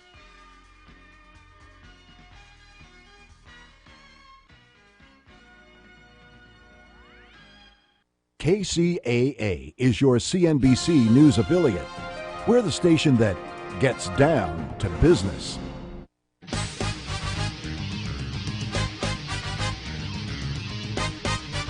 And now, ladies and gentlemen, it's time for the greatest real estate investment show ever. Here's the flip-flop investor himself, Todd Bayer. Hey everyone, how we doing out there today? This is the Flip-Flop Investor Show. For those of you that are new to the program, we get together every week and talk about real estate investing here in the Inland Empire as well as abroad. We talk to local experts and we also talk to local new real estate investors. Today we don't have a new real estate investor. We have another expert real estate investor. He's one of our favorite guests of all time, Jim Keller. How you doing, Jim? Hello there, Todd, and we're going to turn his microphone on. Yeah. Hello there, Todd. I'm an expert in real estate investor in the radio, and Hey, yeah. I'm excited to be here, though. Thanks for having us. Absolutely. And you say us because you're referring to, because I always have a team of people behind me. That's why. Yeah. Man. That's why. And a lot of people don't realize that this is not a business you can run by yourself. Have you done a deal completely on your own? Absolutely not. No, yeah, my first one I tried to do completely on my own. It's a waste. It's a waste. I'm real good at I call myself a one-trick pony. It's like I'm really good at like 3 or 4 different things. Beyond that, why? At least one of those are real estate, I'm thinking. Yeah, exactly. We have great escrow. We have great attorney. We have a financial planner. We have a paralegal. We have multiple contractors. Just a couple days ago, I was in your office talking to you guys, and I was writing that into escrow instructions. What we were talking about a couple days ago, writing that into escrow instructions today on a purchase. So these are things that I'm not an expert in really much, but I'm really good at getting the information. Mm-hmm. Yeah, and with you started out in real estate before the MLS went online. Yeah, So, if you can believe that. Yes, exactly. well, I can believe it. I mean, my mom was an appraiser, and she's Yeah, told there me you all go. the stories of the good old days when, you had to go look in books and people's real estate offices to find out what was selling and what did sell and all that kind of good. I'm not saying anyone would tear a page out of a book if there was a particularly good house on No. page Oh, no. 327. Just like nobody's ever taken a key out of a lockbox, because they didn't want anybody else getting in. Exactly. Until they realized other people have tungsten carbide drill bits. And, You're funny. You're funny. We've never done anything like that, obviously. No. I've just heard these stories from other people. Exactly. But, we're here to share. So. I like it. Well, you know what? That's what I love about coming on with you guys, because, most of the people that I deal with every day, I don't really think they're much different than you and I. No. I don't think that they, not that we're so special, but we got a lot of deals we're working on between just the two of us, and the idea that that somehow we operate any differently than anybody else is just not right. And I wish more people in our sphere. I'm talking about the people that we see at the Inland Empire Real Estate Investment Club when we go to that. Or tomorrow we're going to a happy hour that you're putting on. Where's that at? Oh, that's going to be thank you, Jim, for the the W. Wolf Skill in downtown Riverside. Downtown, cool. Used to be the Royal Falconer. So I'll be there. I'll be with most of my team, and what I really like the idea of on a forum like this is to be able to show people that it's not that difficult. It really isn't. No. Okay. After you've done it, Well, and that's really the kind of the specialty we have is I have 600 transactions that I've closed as either a real estate agent or a community manager when I was selling new homes, or a buyer's agent or a listing agent, or now really all I do is just do investments. But it's the same. There's 20 deals. And we just redid those same 20 deals, 140 times, or right. Whatever the number works out. I can't do the math that quickly, but I wish more people that come to us at these clubs. Yeah. I wish more of them would understand that we've got a long track record behind us, and they need to partner. They need to find people like that that they can hitch their wagon to, and all you got to do is 2, 3, 4, 5 transactions to get competent to be able to call escrow. Like I learned from you today that I deal with a lot of foreign. I'll just say foreign. When I say foreign, these would be escrow companies unknown to me. Right. And dealt with lots of them. It's a lot for me to ask my investors, and I don't. When I do a project for $400,000. It's not my money. It's somebody else is giving me the money to do this. So it's a lot for me to ask these investors to send it to an escrow company that I've never heard of before. So the idea of wiring, off of instructions that were given to me off the prelim to the title company. Yeah, that seems like a safety play that would be really nice to be able to tell other people, hey, I'm doing this for you. I'm a good custodian of your money. Of course. And I'm doing the right thing. Yeah, and that's a lot of it. I mean, we were told this term years ago. Somebody told us to respect the money. It's not yours, but this is somebody's money that they worked very hard to earn at some point in their life. A lot of these people are investing through their retirement accounts. So this is money they've worked really hard for, and we need to respect that money even more so than I would respect my own money. I mean, I can make some dumb purchases from time to time, so we have to respect it. But you've earned the right to do that. Sure. Just like they've earned the right to give the money to you. Well, they're not giving it. They're lending it. Borrow. Yeah, borrow the money. Exactly.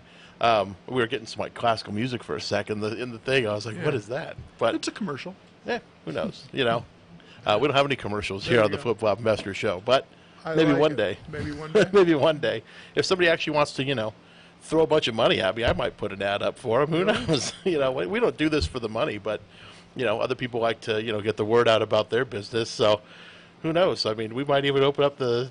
I don't know what I'm promising right now on the air, but hey, we might even do it one day. The reason why we wired a title, I guess, is because it's the title companies are larger institutions. Frequently, you were dealing with like the main four. You got your First American Title Company, Chicago Title Company, Lawyers Title, Title 365. Orange Coast Title. These are some of the ones we deal with. Fidelity Title. Like we're dealing with those most of the time. It's pretty rare when we get some new title company we've never heard of. Well, I got one-on-one on my last transaction. I inherited the transaction from somebody else. They brought me in to close the deal.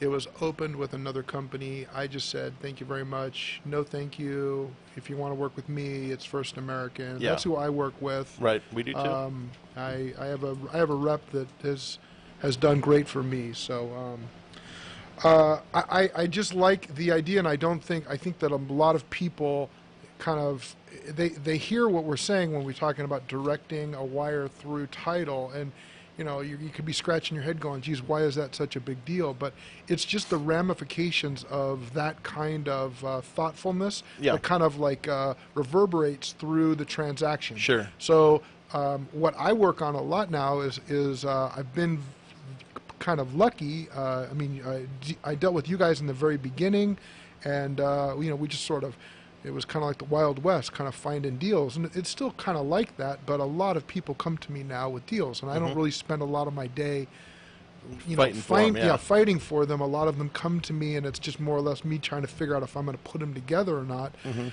which is nice.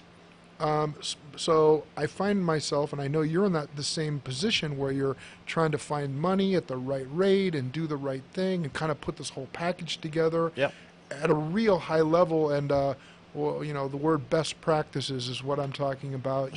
Like developing best practices around this operation, and underwriting guidelines and all that. And that's it right there. I never actually really thought of what we do as an underwriter, but we're underwriters. Yeah. We really are. And we have it all written out. I mean, we actually have them. I should show them to you sometime, our underwriting guidelines. Oh, I'd like that. Yeah, I'd like to see that. That's just something that over time we started doing all this stuff because, we'd get asked. Somebody would ask, do you have guidelines? Like, how do I know I'm not lending on something you guys didn't, look at fully or something? And so, we have things like no rural properties, no dirt road anymore. We're not doing that. We're not, there's things we've just... Is that why you keep saying no to me on those rural dirt road properties? That might be, yeah. It's also, there's also another reason because, we want the largest buyer pool available to us when it comes time to sell. So we want to be able to say, okay, here's this beautiful 3-bedroom, 2-bath home on a cul-de-sac in an incorporated city, where there's like 1 billion jobs that are available right there, nearby. It's great schools, all that stuff. We want to be able to say, here's a property. When we put those up on the market, we have offers immediately. We're getting offers before we even put it out there. I think that's kind of funny, and I guess that's really that is the concept of best practice, is because we have been putting a lot of pressure on our contractor the last month and a half. Mike does a wonderful job for us. I know he's listening. Yeah, he's listening right now. He's waiting for this. Anyway, Mike does a great job for us, and we put a lot of pressure on him to get this stuff out.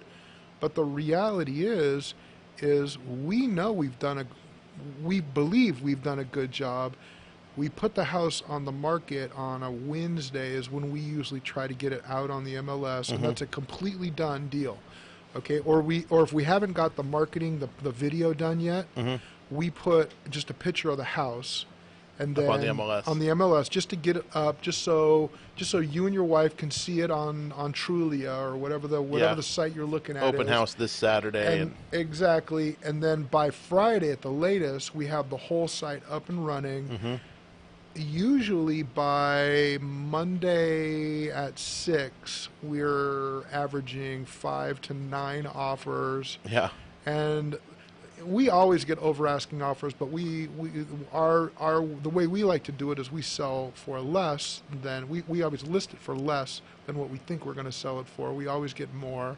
And frankly, I had a friend of mine, Tim, who's selling a property in Riverside, and Tim, I think he missed the lower level on the pricing, and he got an offer $5,000 under his asking price, and I could tell he was a little like miffed that he wanted that bigger number, and I finally said to him, I said, hey, you're in day 8 right now, and your best offer is $5,000 under asking.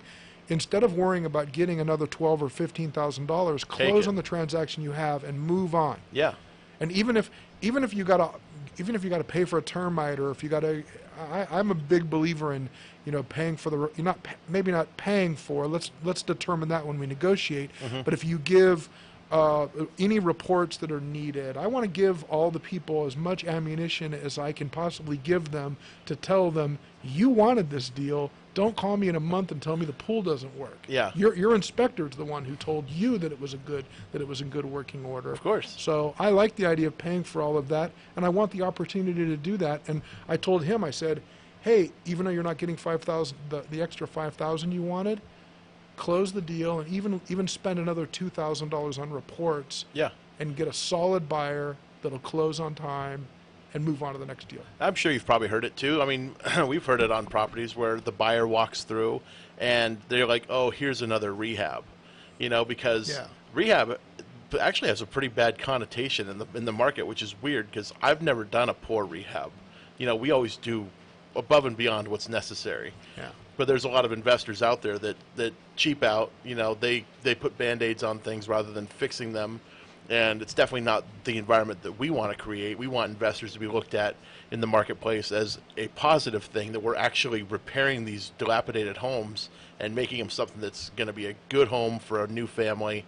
And it's sometimes tough overcoming that. So doing the inspection helps. Because they get the inspection, they're like, oh, I don't know about these cabinets. They probably just refaced them, or which we didn't. But they have all these assumptions they've built up in their mind. So getting the inspection at least says, hey, here's what we found that's wrong with the house. And you know what? I mean, occasionally when we get these back, there's a plug that doesn't work or something. I mean, we don't catch every single thing, but it also gives us an opportunity to go in and fix the things that we missed.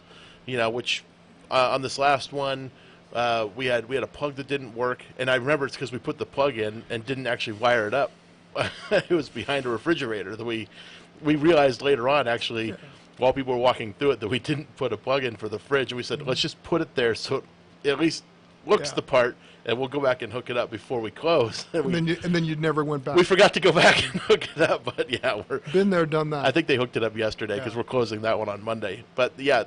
The inspection helps because we sometimes do miss a few things. And well, we're in a situation out in Anaheim. We've got a beautiful property that it's just been a wonderful home run for us. We have a great offer, and to be honest with you, young people. By the way, I love VA. I love VA borrowers. Oh yeah. I love them. I love them. I love them. I love them. Please. All the VA buyers, my name's Jim Keller. I can be reached at agentjimkeller@gmail.com. If you're a VA buyer and you want a house, please call me. I love selling to people that have given, first of all, to our country. It's a great thing.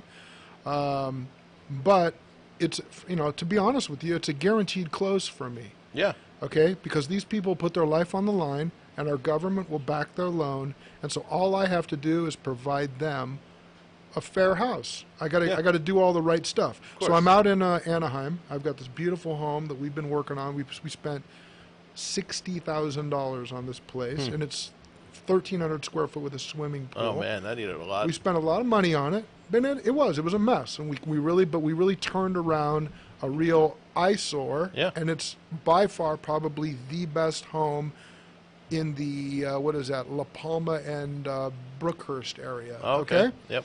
Over by Servite High School, if anyone knows that. Anyway, these folks paid, I would say, a very top dollar, a high price. I mean, I'm not going to deny that. Okay. And they were supposed to come out and do an inspection on the property, and the gas was giving us a hard time. And it turned out that there's some problem in the gas line. They're out there right now fixing the gas line. And we had to put off the inspection. And some of my team members were sort of panicked. And I said, don't be panicked. You look them right in the eyes and you say, we're going to make this right. Yeah. This is a good thing. It's a good thing it happened now. This is a good thing. And do I like the idea of spending $2,200? But of course on, you do. on it, when it means giving the person a home that is going to be safe for them and their family, of course. and it's an easy. No, listen, it's easy. Yeah. It's easy to do, and it solidifies the deal, and they're not giving me a hard time. And the swimming pool that's on this property, you know, it's old. It's been around the block, you know, and we did a good job restoring it and making it nice. But is it perfect? No. Yeah. But when we step up and we do the right thing with the gas line, or we do the right thing, we treat them properly, the clients kind of you can kind of audibly hear them kind of exhale, like, oh, I don't have to worry, like, oh, he's going to do the right thing. Yeah. And it just so happened that I was on the site when they showed up. I got to shake their hand.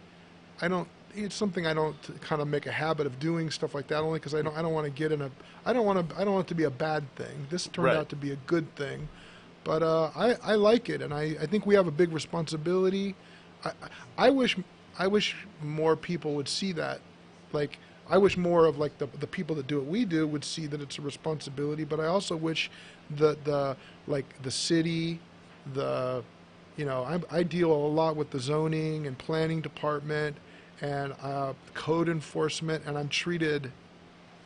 Yeah, like a second-class I'm treated citizen. like a criminal, to be honest with you. Yeah, I know the feeling. And I guess I don't want to talk openly about any particular city, but what I do want to say is that I spend millions of dollars in Southern California, millions of dollars in Southern California. I just don't understand. I don't understand. It's kind of short-sighted. It's those bad apples that spoiled the bunch. I mean, I guess that's it. They rope us in. I mean, there's a lot of contractors out there that just try to get away with stuff, and we don't work with those people. Yeah. And there's a lot of investors, like we said before, that are just cutting corners and trying to get away with whatever they can get away with and get it done on the cheap. I mean, I know you've met these guys. They're telling you, oh yeah, property's going to sell for $500,000 and the rehab is $8,000. And I'm thinking, like, when have I ever spent $8,000? It cost $8,000 to get insurance. That's about how much it costs to wake up in the morning. I was going to say, and turn on the gas and power. Oh my gosh, that's the new one. Is in order to have a corporate account at the gas and water company, you got to give this massive deposit. It's like $3,000, right? Holy, yeah.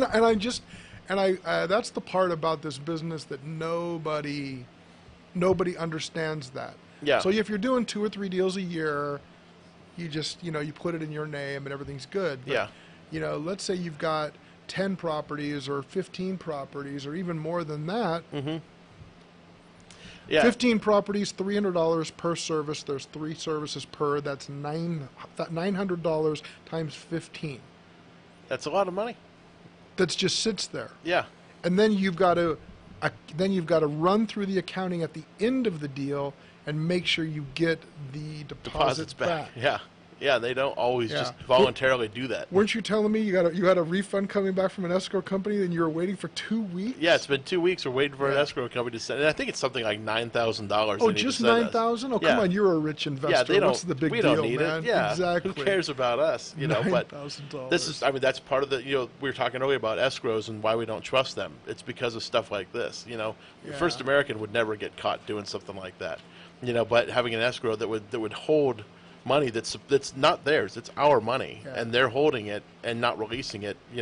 Normally a good escrow company would release that check the next day after you close. And so the reality is, and I'm sorry, I got to say this, there's only 2 reasons that it's not in your account. One is they just messed up and they didn't get it back to you, or it's like it's sitting on someone's desk, or okay, I guess I'm sorry, there could be 3 reasons it got lost in the mail. Okay? Well, they've admitted that wasn't the case. Okay, so it wasn't lost in the mail. So it's either sitting on someone's desk, or they have a liquidity problem and they cannot pony up. They're robbing Paul to pay Peter. Yeah. And they cannot pony up the money to send to you. Well, let's hope that's not the case, because then there's going to be a nice filing with the Department of Business Oversight coming their way. Well, there you go. And I don't know. And I guess so. That's why you taught me something today. I'm going to tell my chief investor, hey, I've got a new safeguard. Yeah. that I've brought to you. It actually also shaves a day off of closing on the purchase when you wire directly to title. Because if you wire to escrow, they still have to wire the funds to title for title to close and to record. Which if you wire late in the day, they have to still meet title's cutoff. So if you're wiring directly to title, then the funds are in. That's the end of the line for them. You know, I guess what surprises me about this is I have a very good relationship with my title rep. Mm-hmm. I'm surprised that this isn't something, I guess they don't want to interfere with the fiduciary relationship of escrow. I don't know. I'm trying to understand like why this is like news. I was told to do this from who I learned transaction coordination from. Oh, really? This is a lady that's been doing it 30 years prior to me meeting her, and she said always wire to title. You know, she That's just awesome. said that was her hard and fast rule. She had very few of them, but that was one of the rules. She said never ever wire to an escrow company. I like it. Because I mean, an escrow company, you don't know, it's a large sum of money, and you know, you'd be surprised what people would be willing to do for 10 grand. Let alone $500,000 that you're wiring it directly to their checking account, you know. So I'll tell you what. A couple months ago, we had 4 closings in 1 week. Mm-hmm. It was a great week, and I was busy and everything else. But it was almost like $1,500,000 was going out. Yeah. And it's scary. If it's a dirty escrow company, it's dang scary. Yeah. Yeah, we've heard of there was. You remember that house that we looked at back in like a year ago in Hollywood Hills on Blue Jay? This was a multi-million-dollar home with a 240-degree view of downtown LA. It was right down the street from Calvin Klein's house. Right. I think he bought it for $29 million. Something Calvin like Klein's that. house. Yeah. And you were going to buy it for $4.4. I think right. it was. Yeah, we're going to get a pretty good deal on this place. The people that we were dealing with on that one, they had just bought a property prior to that, and the lender they were dealing with wired money to an escrow company, and it was something like $6.8 million, and the deal never closed. Escrow company disappeared, gone, and that money's gone. It is stolen. It is gone. There's no insurance on that money. Nothing, just stolen. I'm kind of speechless right now. That's just. Do you know how long they worked for $6.6 million? Yeah. So we're like, yep, that's just another reason why we're never ever wiring to escrow. Well, everybody who's listening right now learned a good lesson today. And sorry, escrow, for all those escrow people that are listening. And I don't want to make it sound like they're all bad and this is what they do. I mean, I've dealt with a ton of different escrow companies, and most of them are great at what they do, and they do a lot. Escrows are, amazing at what they do. It's they have to basically shuffle every single person involved in the transaction together and magically get these things to happen all at the same time. Their job is very, very difficult, but well, I have to tell you, right as we were kind of walking into the building here for the show, I was emailing my escrow officer. Her and I had a very heated conversation 4 hours ago about a transaction I'm doing. I've been working on this transaction for months. I have hours in this deal. This is a big deal for my company, for the partners that I'm buying the property from. This is something that I've been working on. They want to do more deals with us. This is just it's a big commitment I've made. And today, my escrow officer kind of chewed me out. Like, what are you doing? This isn't right. This isn't wrong. This is wrong. This is wrong. This is wrong. They were giving me a really hard time. Now, I didn't, unfortunately, I didn't really I kind of gave her the wrong information. And right as we were pulling in, I got an email from her sort of sheepishly saying, hey, you're doing good, and I was wrong, and I shouldn't have come down on you like that. Okay? But I emailed her back, and I said, hey, I have the best team in town, and I know you guys have a great team too. Yep. Okay? Just like this is the greatest real estate show on the air. Oh, it is. I have the greatest real estate team, and it's documented. Yeah, it's documented? Yeah. Well, there you go. I have a certificate in my office, to the effect. This I is the love greatest that. real estate I investment love show that. ever. NBC gave that to you? No, unfortunately, yeah. They did. Okay, anyway, no, You can say NBC. It is their station. It is their station. Anyway,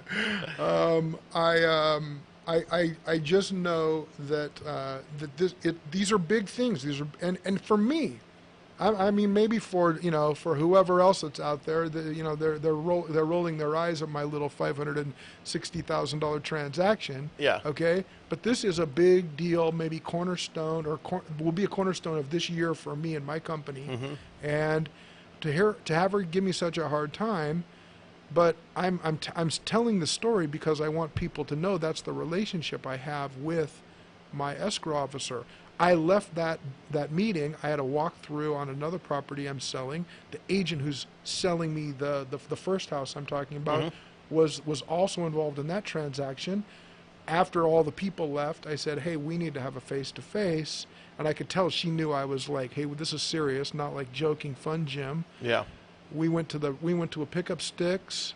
I ordered my food and I let her have it. And I said, "Hey, listen, this isn't right. What about this? What about this?" And then of course she set me straight. Yeah. Okay.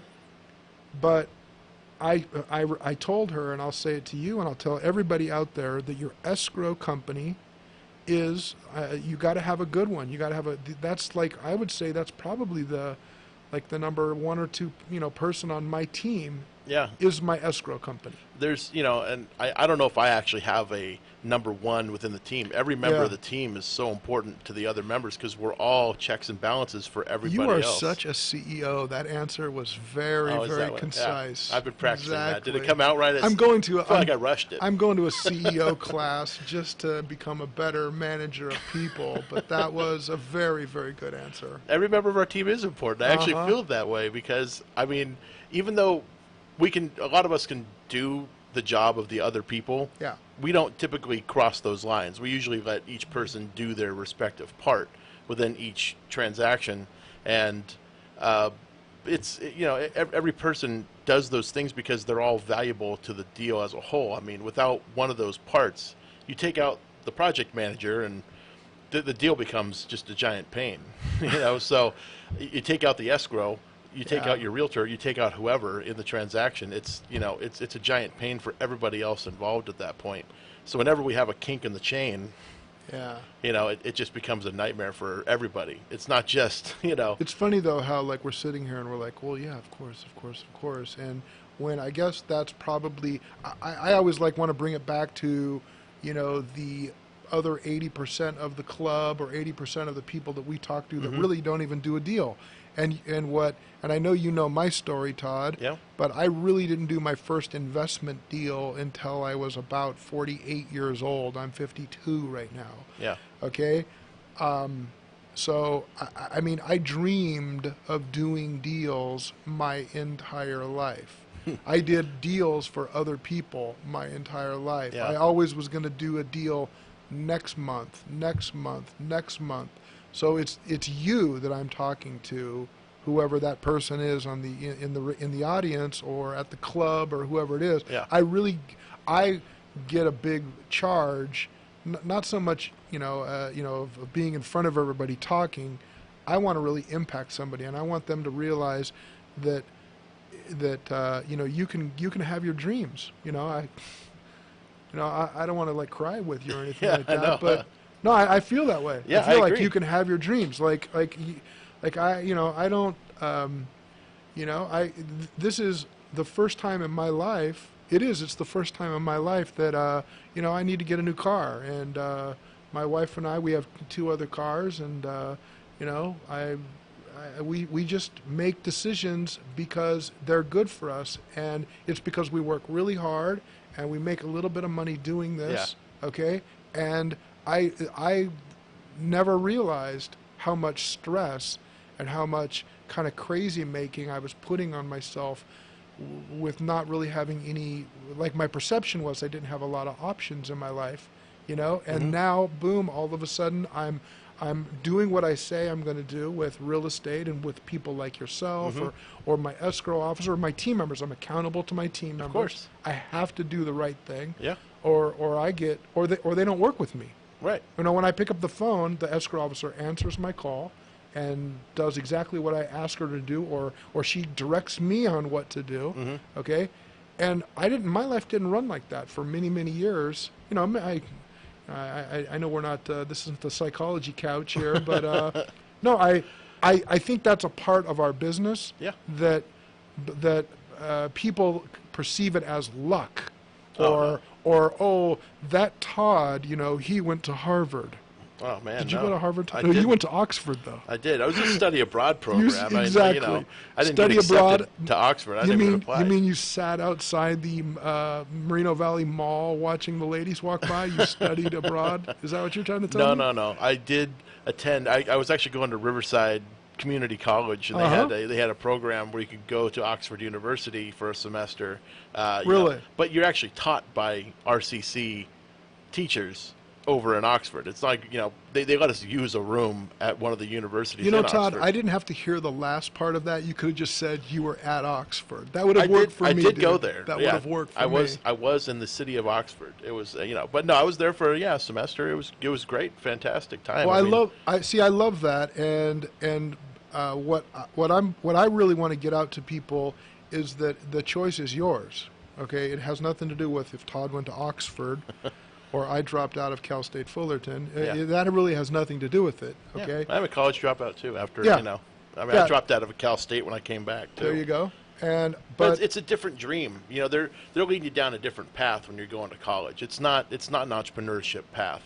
It's not self-employment path. It's the path of going to work for somebody. As soon as you get out of college, you're expected to go apply for a job somewhere. I did not want to apply for a job. I wanted to just create my own thing. And I've always wanted to walk a different path. So is that from your mom and dad? Well, my dad, he's a corporate guy. My dad, he worked for companies, insurance companies. I've seen that tight hairdo he's got. He definitely looks like a corporate he keeps it guy. tight. Yeah, he keeps it tight. He But likes the ham sandwich. But your mom was always. Self-employed, Self-employed. Well, my mom got started working for Santa Barbara Savings and Loan as an appraiser. She went. So she saw it fast and loose. She saw the craziness. Yeah, well, I think she started out as a teller there, and then ended up becoming an appraiser. I can't remember where but she was a teller first, and then became an appraiser through the Savings and Loan. But then Savings and Loan crash in the '80s prompted her to have to go out on her own, and then that's when licensing came in. So there wasn't a license to being an appraiser before. It was just something you did for the bank, and then she got her license and did the whole thing. So, but yeah, she was me growing up. She always worked from home, so I just assumed that's how you do it, And Really? But they didn't give my brother and I enough allowance, so my brother and I had to start a little side business in elementary school, selling candy at school. That was because. And I don't know, maybe all the parents out there that are giving their kids everything they want, maybe they should cut back their allowance and give them I'll less. tell you, no, I'm all for it. My youngest goes to it's like the local private school with every. I'm not kidding you. There's a Porsche Cayenne in the dang parking lot, and a kid drives it. Yeah. Like, what the heck, man? I know. I didn't have a Exactly. Porsche Cayenne. I had the handed-down Chevy Astro van. That's what I drove to No, high school. listen. I get that house that I'm talking about that escrow gave me such a hard time about. There is a Nissan Stanza. It's like a 2000, and there was an older lady who has since who since passed, and that's where we're buying from their estate.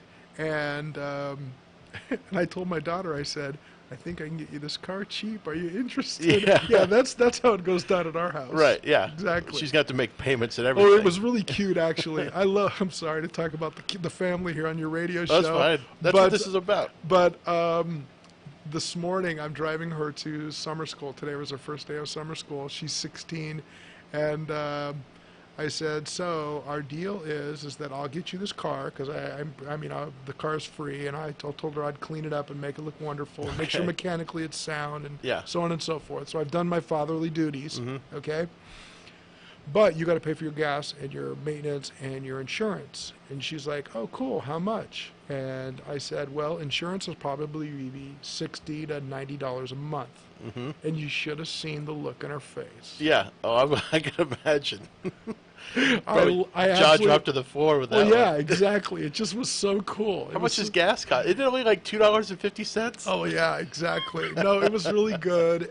But see, that's what we need to teach our kids that because and I was lucky. My mom and dad, you know, for the most part, you know, they were very supportive of me.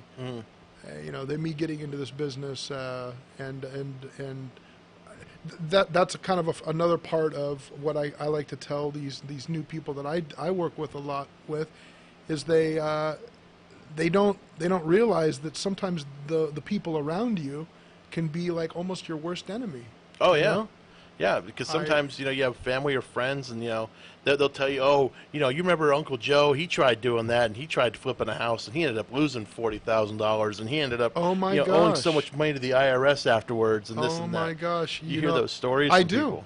I Yeah. do. I remember I had an aunt, and she's passed. But I wanted to be a real estate agent when I was like 16, 17 years old, and I turned 18. I was in college, and I wanted to be. I just wanted to go get my license. I went to take the test, and I remember like yesterday her going, "Why would you want to do that?" Yeah. And I think to myself, that would have been like, I graduated in '82. Okay. So I'd have rode high for a couple years in the '80s. You know, I'd have got a few deals under my belt. Yeah. I would have probably crashed hard in the early '90s. Oh, right. Yeah. But I look back at those. I mean, I bought a house. The house I lived in Corona for years for $130,000, and I sold that for $400,000. Yeah. I mean, how many of those could you have owned? Oh, yeah, from 82. 100 or 200 or 500 of them? Yeah, and back in You know? 82, that was like the day of the assumption. You'd assume loans back then, you know. Interest my rates were like gosh. 18 and a half at I that know. time. You know, you could get a mortgage at 18.5%. I know. So all of you young Yeah, people. you young whippersnappers Oh, God, I listening feel out there. No. You millennials looking to buy a Well, home. I'll tell you what, I've got a 24-year-old at home. You know Hannah pretty well. And, you know, I hope I'm not letting... Well, she's out of town, so I can talk about her. Oh, good. Buying her first house. It was a deal I know the two of us competed on. Yep. I don't know if you're aware of that. But, Oh, I do. Yep, far. Yep. Yeah, we tried. I don't want to really, say the street. Yeah, we tried really hard, and we were the winner on the house. And I think for an investment, we probably overpaid for if we're going to buy, fix, and flip. But she's going to move into this place. It's a great house. Buy, fix, and own. Yeah, and you know what? I did. I got a little. I'm a a crier for sure. She texted me a whole book of Pinterest photographs, and there's like 3 or 4 pictures that are like her exact architecture, and they look amazing. And this house has an open beam ceiling with like a truss, like a 4x8 truss system. Oh, nice. And it's like raw wood that's been stained and varnished, and then white plaster walls. It's going to look really fantastic when we put some tiles on it and stuff, and it's going to look really nice. But your rehab budget just doubled. Well, no, I mean, you know what? I told her, forget about your rehab budget. Move into the place. Yeah. You know, like Design let's it. put a couple lights on it. Let's make it secure. Let's make it so she has a child. Let's make it so the baby is safe and everything is good. And you don't need to spend but $2,000 or $3,000 doing that. Make your payment for 6 months. Be comfortable. Know that this is the right place for you to be in. Yeah. She's I can putting- imagine, because it's your daughter, there's going to be bear traps all around the perimeter. Bear traps. Those laser things like you see in the James Bond movies. I know a guy who has a house that's full of rats, so I'll make sure that there's any rodents on the property. I'll make sure those get caught. Which, by the way, I did actually see on that property the rat trap. Apparently, they roast them. Oh. So you put peanut butter in the trap. Now, this is allegedly a story I heard from an outsider. Okay, you put peanut butter at the end of the trap, and the rat crawls in. Okay. Yeah. And it gets electrified. It's just a battery. It just zaps them once. The box says 4 C batteries kills 50 rats. Oh my God! I paid $96 for 2. Well, excuse me. Allegedly, the other guy paid $96 for 2 of these traps. We've caught several rats, but the one had, I would say a 7 or 8 inch tail. Wow. That was the Rat King, the one that was fathering all these other rats. I hope it was. If that was him, that was the smallest, crappiest one. Yeah. I don't know, but yeah, I threw that one away yesterday. It's freaky though, man. It's crazy. Yeah. It's crazy what's out there. It's cool though. Hopefully, we haven't killed 50 rats out there yet. But Well, you have that king snake on the property. I know we saw that the other day down there. He was your rat control before. That's the second snake we found on that property, by the way. Yeah. Yes. Man. So I have I'm joking around here, but I have a 1.2 acre 1910 farmhouse that's like 3 minutes from downtown Riverside.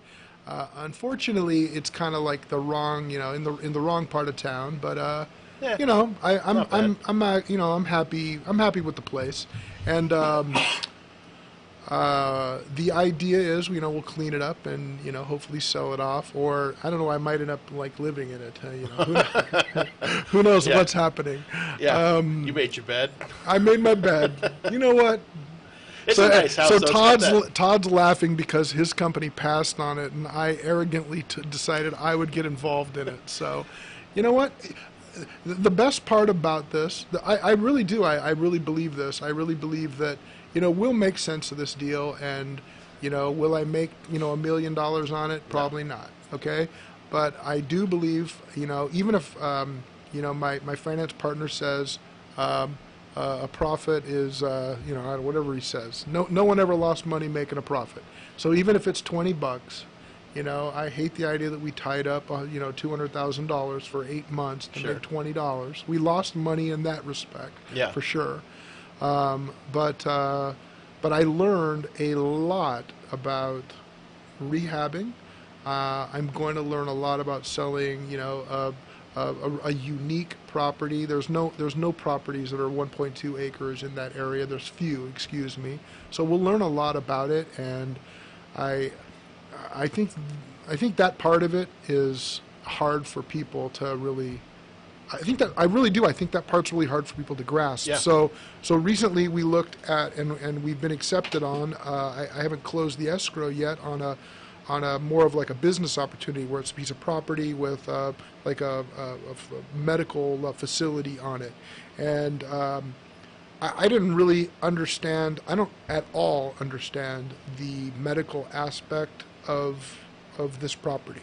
Okay. And have made a decision I'm not going to attempt or try to, because I'll screw it all up, okay? Because I'm a really good house buyer, and I can manage those deals really well. Sure. So in my stupid little head, I just figured out I'm going to buy this property. The income is this on the property because I'm going to lease the business operations to somebody else. Sure. That knows what they're doing. That knows what they're doing. Yeah. And I've already made those agreements with all of those people.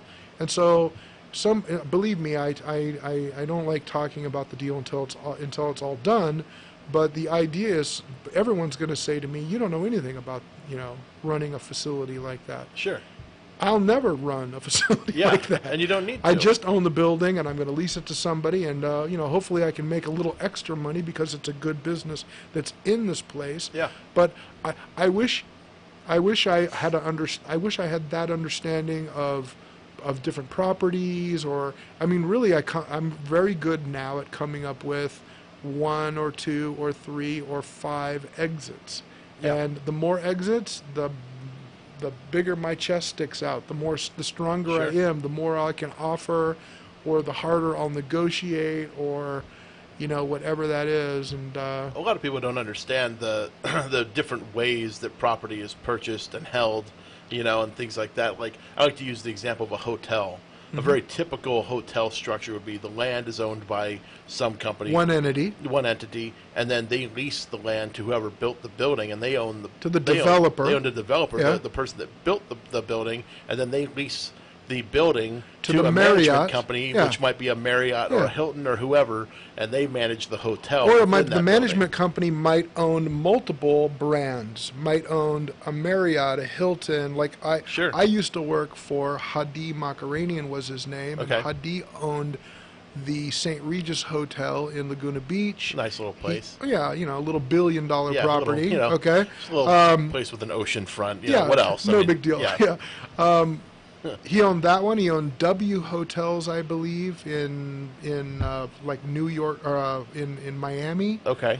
And he didn't build this property. Yeah. Okay, I think he owned some of the dirt that was there, but he managed the hotels, and he was a really great. He was a service provider. Sure. He knew how to create. I remember we used to have our Christmas parties at the St. Regis Hotel. Oh, good spot for that. Yeah, it was. It was just kind of funny because I remember.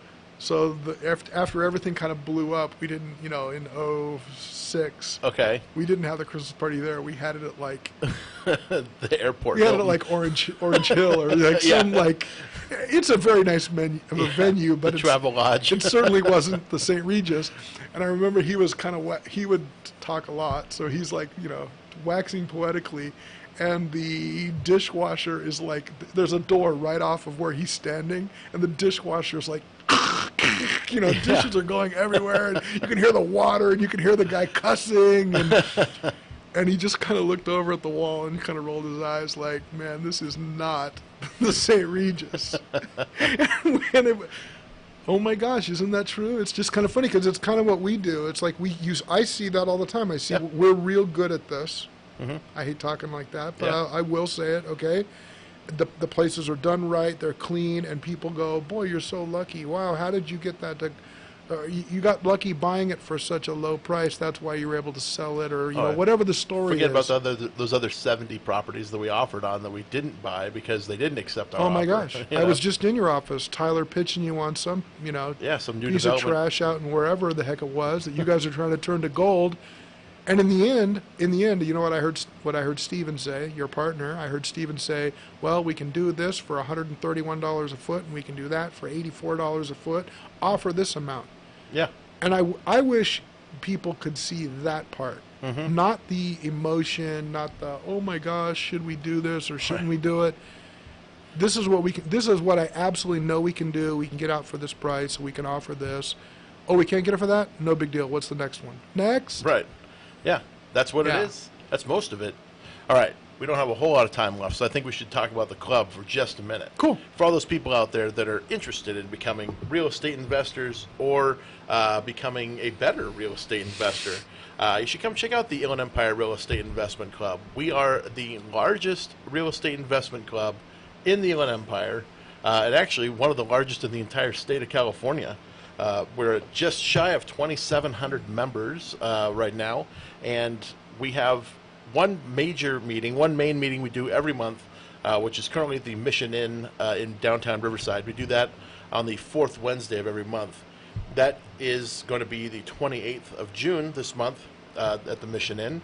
We should be in the big room downstairs. Todd, if I wanted to become a member of, if I wanted to be one of those 2,600 people that are in your club that are notified of all the upcoming events that are coming on, and, I was going to get to that. all of that kind of stuff, how would I do that? I'm sorry to interrupt you. Of course. No, and I was getting to it, but thank you, Jim. Meetup.com. Meetup.com. Can you get that on the Play Store on your phone? Yeah, you can. Or you can just go to meetup.com on your web browser if you're using a computer or a laptop. And so then are you telling me through Meetup you communicate about all the events through We Meetup? do. We have a calendar on there, and you get email notifications whenever we have an upcoming event. And you can RSVP, which helps us because Mission Inn likes to know how many people we have coming. Yeah. So, now, what if I met somebody at the club and I really like talking to them? But you didn't get a business card? Could I go on Meetup and say, hey, Todd, I know you have that 4-acre site that I'd like to build a hotel on. Can we meet for lunch and talk about that? Are you able to do that on Meetup? Oh, of course. You can message back and forth with all the other members and everything. You can share files. It's a great platform, It's cool. meetup.com. It's very cool.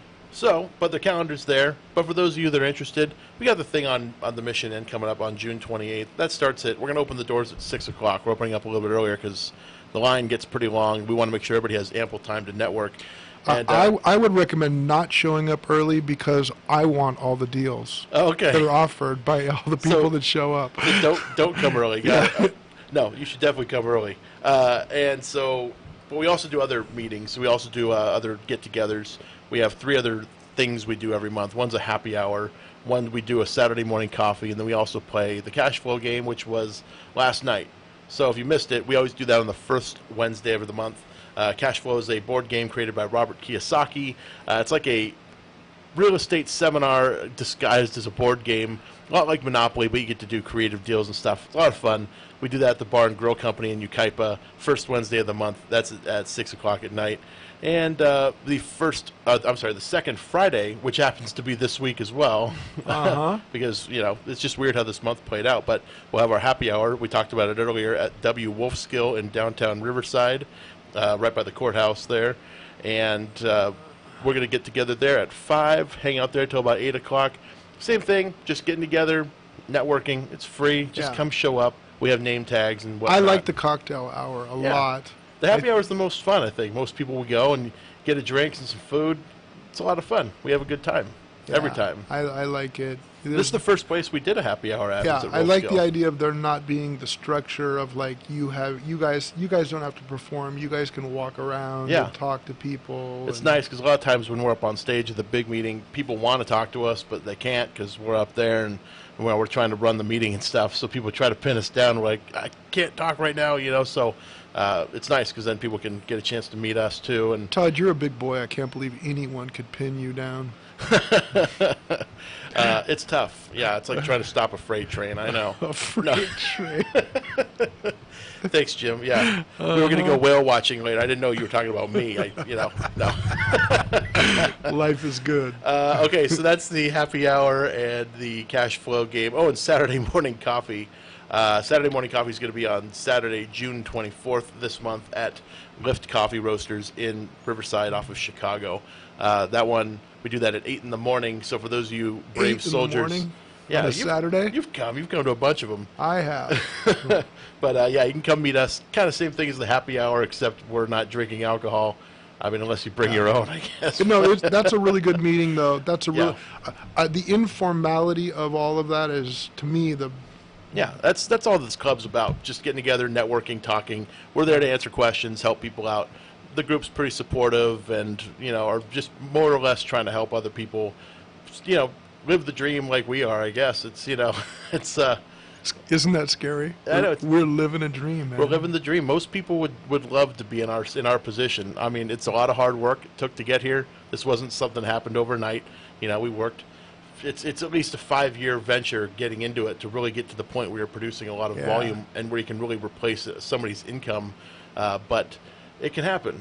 Doing what no one else wants to do for 5 years so you can do what you want to do for the rest of your life. I tell you what. Sign me up. When I'm in tears with my wife, that's what we're talking about. Yeah. Over like the impossibility of what's happening, over, oh my gosh, what are we doing? Or, That's awesome. Well, hey, I want to thank you, Jim, for coming on today. We'll shake on it and everything. And we look forward to having everybody back here next Thursday at 4 p.m. on the Flip Flop Investor Show, right here on KCAA, the station that leaves no listener behind. We'll see you all next week. Have a great night.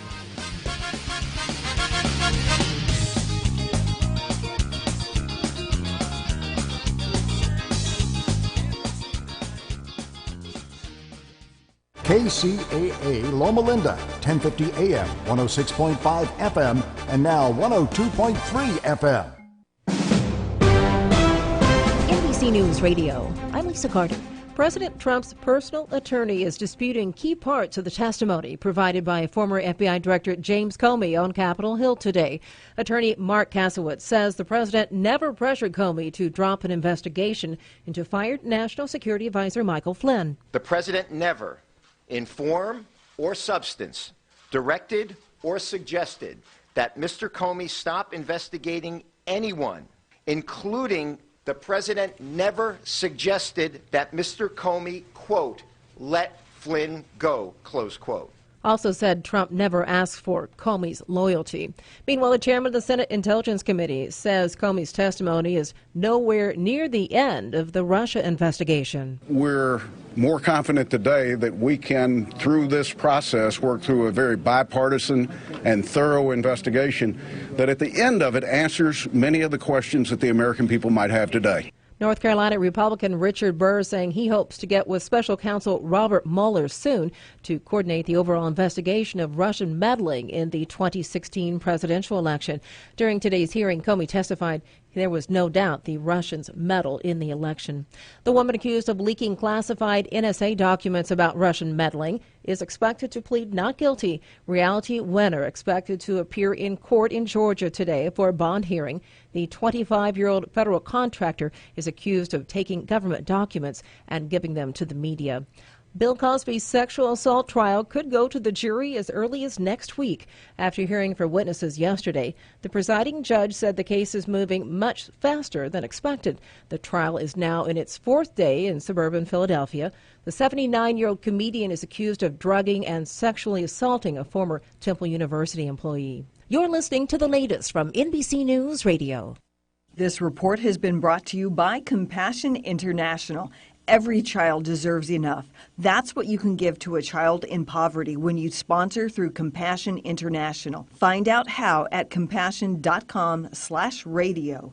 The change of venue did nothing to derail the Golden State Warriors' freight train to a possible NBA title. Kevin Durant scored 31, including the go-ahead three-pointer with 45 seconds left, as they posted a 118-113 win in Cleveland to take a 3-0 series lead. Warriors coach Steve Kerr liked the way his team closed out the game. You get down in the fourth quarter, it's a 5-point game with 6 minutes left. You don't say, oh, man, we're down 5. You just say there's a ton of time left and let's execute. And I thought our guys did a good job at hanging in there. In the loss, LeBron James had 39. Kyrie Irving added 38 Friday night again in Cleveland will be Game 4. Clayton Kershaw won his 8th. Dodgers topped the Nationals 2-1. It was a Diamondbacks 7, Padres 4. Rockies down the Indians 8-1. Marlins over the Cubs 6-5. Brewers took care of the Giants 6-3. The Mariners beat the Twins 6-5. Seattle's won 5 straight. Mike Zunino with 2 homers, including the game winner in the 9th. The Yankees shut out the Red Sox in New York 8-0, and the Astros were cooled off by the Royals 7-5. That's sports. Frank Arity, NBC News Radio. Hey y'all, Merle here. Good news. For once my neighbors is jealous of me. You want to know why? Because my grass is growing and looking green, and I can sit on my sofa out in the front yard, and I don't even have to overwater it anymore. You know how I did it? I listened to Damn Water Boys on the Water Zone every Thursday night on KCAA. Well, I got me a smart controller, and now it waters at night, and my yard looks darn tootin'. No more sneaking around and hooking up my hose to my neighbor's spigot in the middle of the night, and his dog won't bite me anymore. And you can do it too. Listening is easier than ever. KCAA is now streaming online. It's streaming. What? It's streaming, you dummy. Well, I don't know much about streaming, but they doing it apparently at KCAAradio.com. And they also on 3 radio frequencies now too. 1050 AM, 102.3 FM, and 106.5 FM. I guess that's for those 1%ers who have 3 radios. So anywho, listen to the Water Zone and fix your yard up right here at KCAA, the station that leaves no listener behind. Hi, I'm Dr. Bob Marshall, PhD, host of Healthline. Our pollen defluor is on special. Key help if you're waking up at night to urinate. Natural support for the bladder, prostate, urinary, immune, and menopausal health. Buy 2 bottles, get the 3rd one free. Call 800-370-3447. And you can visit us online at qnlabs.com.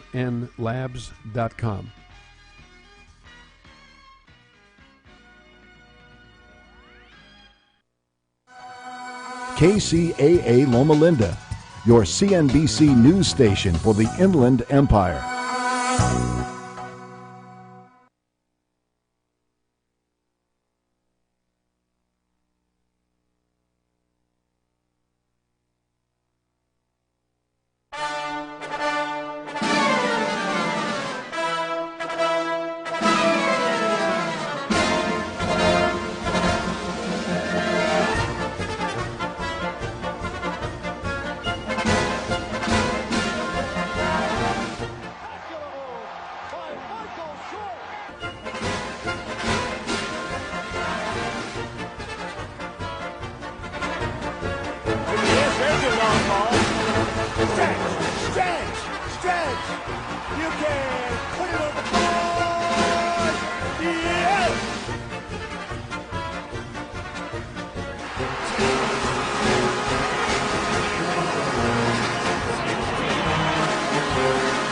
He's a great guy. All right, everybody. Welcome to the Sports Circus from Las Vegas, Los Angeles, Phoenix, Honolulu, and Timbuktu and Timbuk3.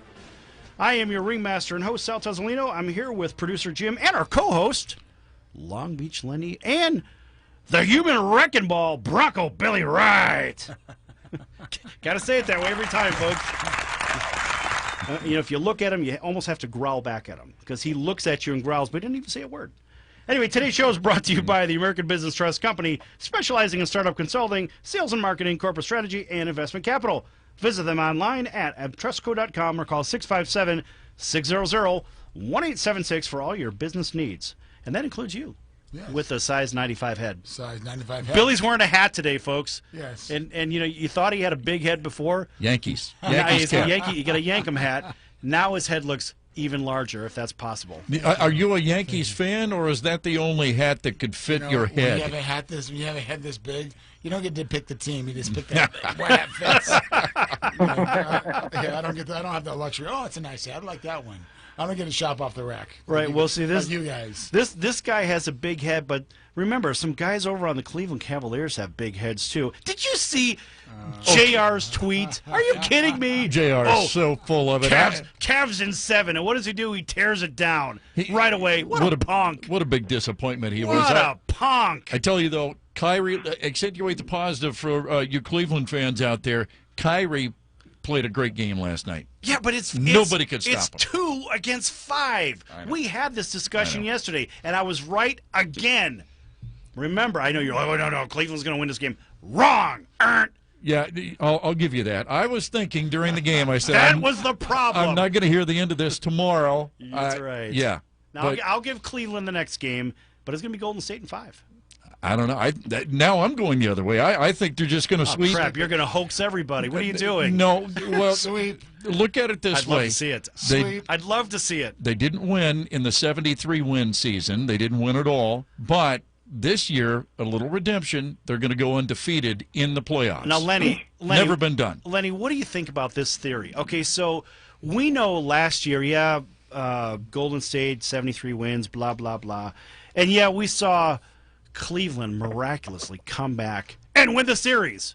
But what we also saw was Curry throwing air ball after air ball. In the fourth quarter, he doesn't throw air balls. He has 1,000 shots a day. Give me a break. If the fix wasn't in there, I don't know what was up. Because you got to remember, since they won the year before, now they knew Kevin Durant was coming the next year. You already knew it. It was already there. Do you think the NBA would have actually approved a trade for Durant over to Golden State after winning and winning?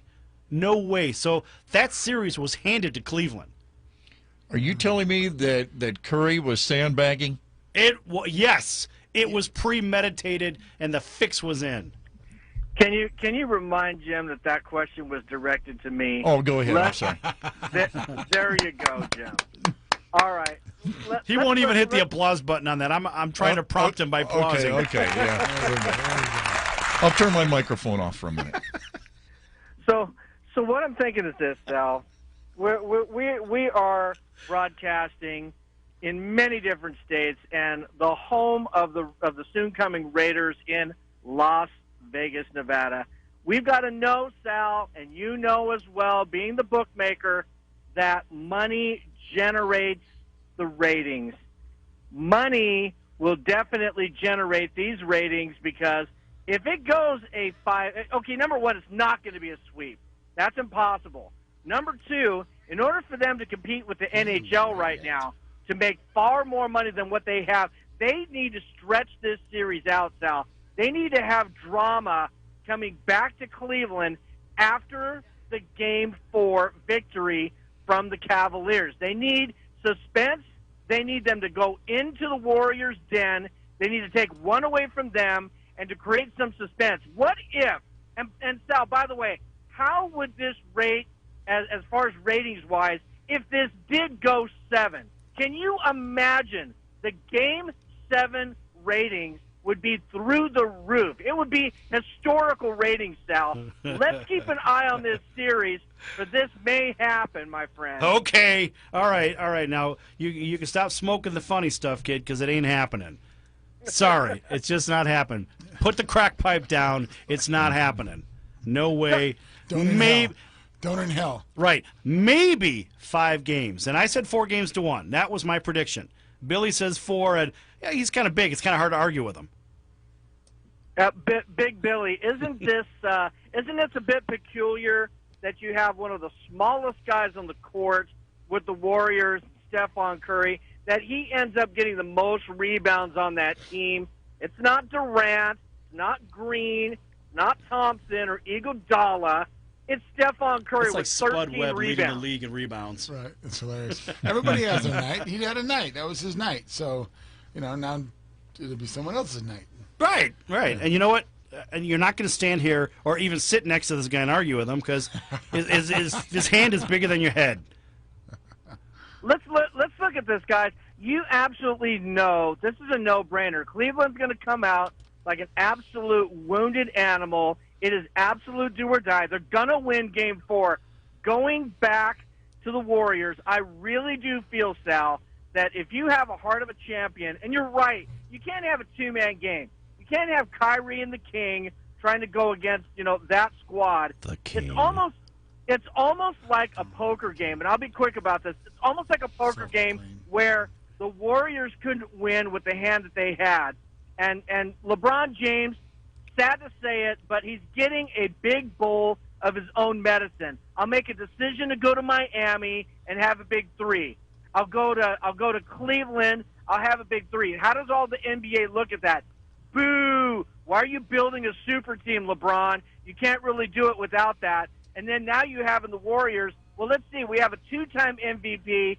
I'll see your 2-time MVP, and I'll raise you Kevin Durant. Well, now beat us. Lenny, listen to this. So my favorite quote from yesterday was from LeBron saying, I did everything I could, or something like that, or I played as hard as I could. Not once in his interview did he say, or he could have really just said, the team did everything we could. It was I and me. It was not about team. And what does that tell you? It's all about me, LeBron crybaby, and I won't call him LeBrick because he did shoot pretty well, but ultimately it was about him and not the team. And that separates Golden State from Cleveland because Cleveland is a bunch of me's. That's why they're not going to win. That's why they don't win. Well, crap, Sal. The guy was 1 rebound away from a triple-double. I think the guy definitely, and you know what? He's taking ownership of that, saying, I did everything that I could do. He's putting the focus and the blame on himself. He's not saying we did everything he could do. Because you know what? If he did say we, Sal, then people would say, well, now look at the King. He's not shouldering the responsibility of his team and putting it on his shoulders. He's saying, look, I could do everything I could do. I came up short. I'm at fault for this. Hold on. There we go. I'm trying to be courteous of your commentary because I got to tell you, that is a bunch of BS. And I mean with big letters, big bold letters. It's a team effort. It's not about I or me. I mean, if Billy's out there boxing, it's about a one-guy show and a corner. It still isn't. It's right. It still isn't one guy. It is a team. So get over it. There's no way this was about LeBron shouldering this and that as the queen. It has nothing to do with the queen. It has everything to do with the team.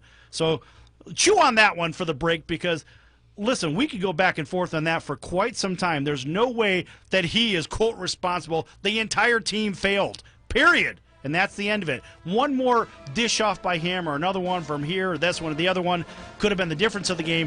Bottom line, they choked. We'll pick that up on the other side in just a couple minutes here on the Sports Rants.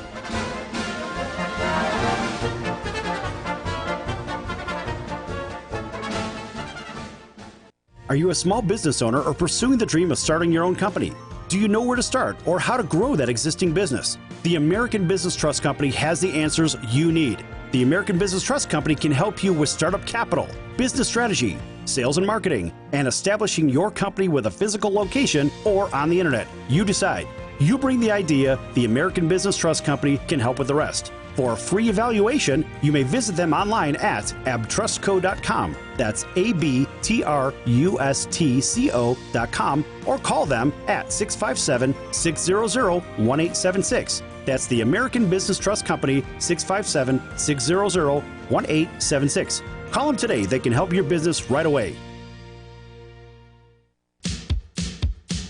So, you want to be in show business. Do people tell you that you're really funny, you have a great personality, and you should have your own talk show?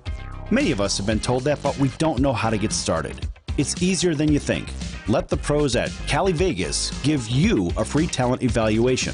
Call 949-445-1119 and learn how quickly you can create, produce, and host your very own talk show. Imagine not having to sit in traffic every day, commuting back and forth to the same old boring job. Get started in television or radio today with your free talent evaluation from Cali Vegas. Call 949-445-1119 or visit them online at calivegas.com. Make your dream come true today and create your new career and learn how to become a television or radio star with the help of Cali Vegas. 949-445-1119. Call now. KCAA Loma Linda, your CNBC news station for the Inland Empire.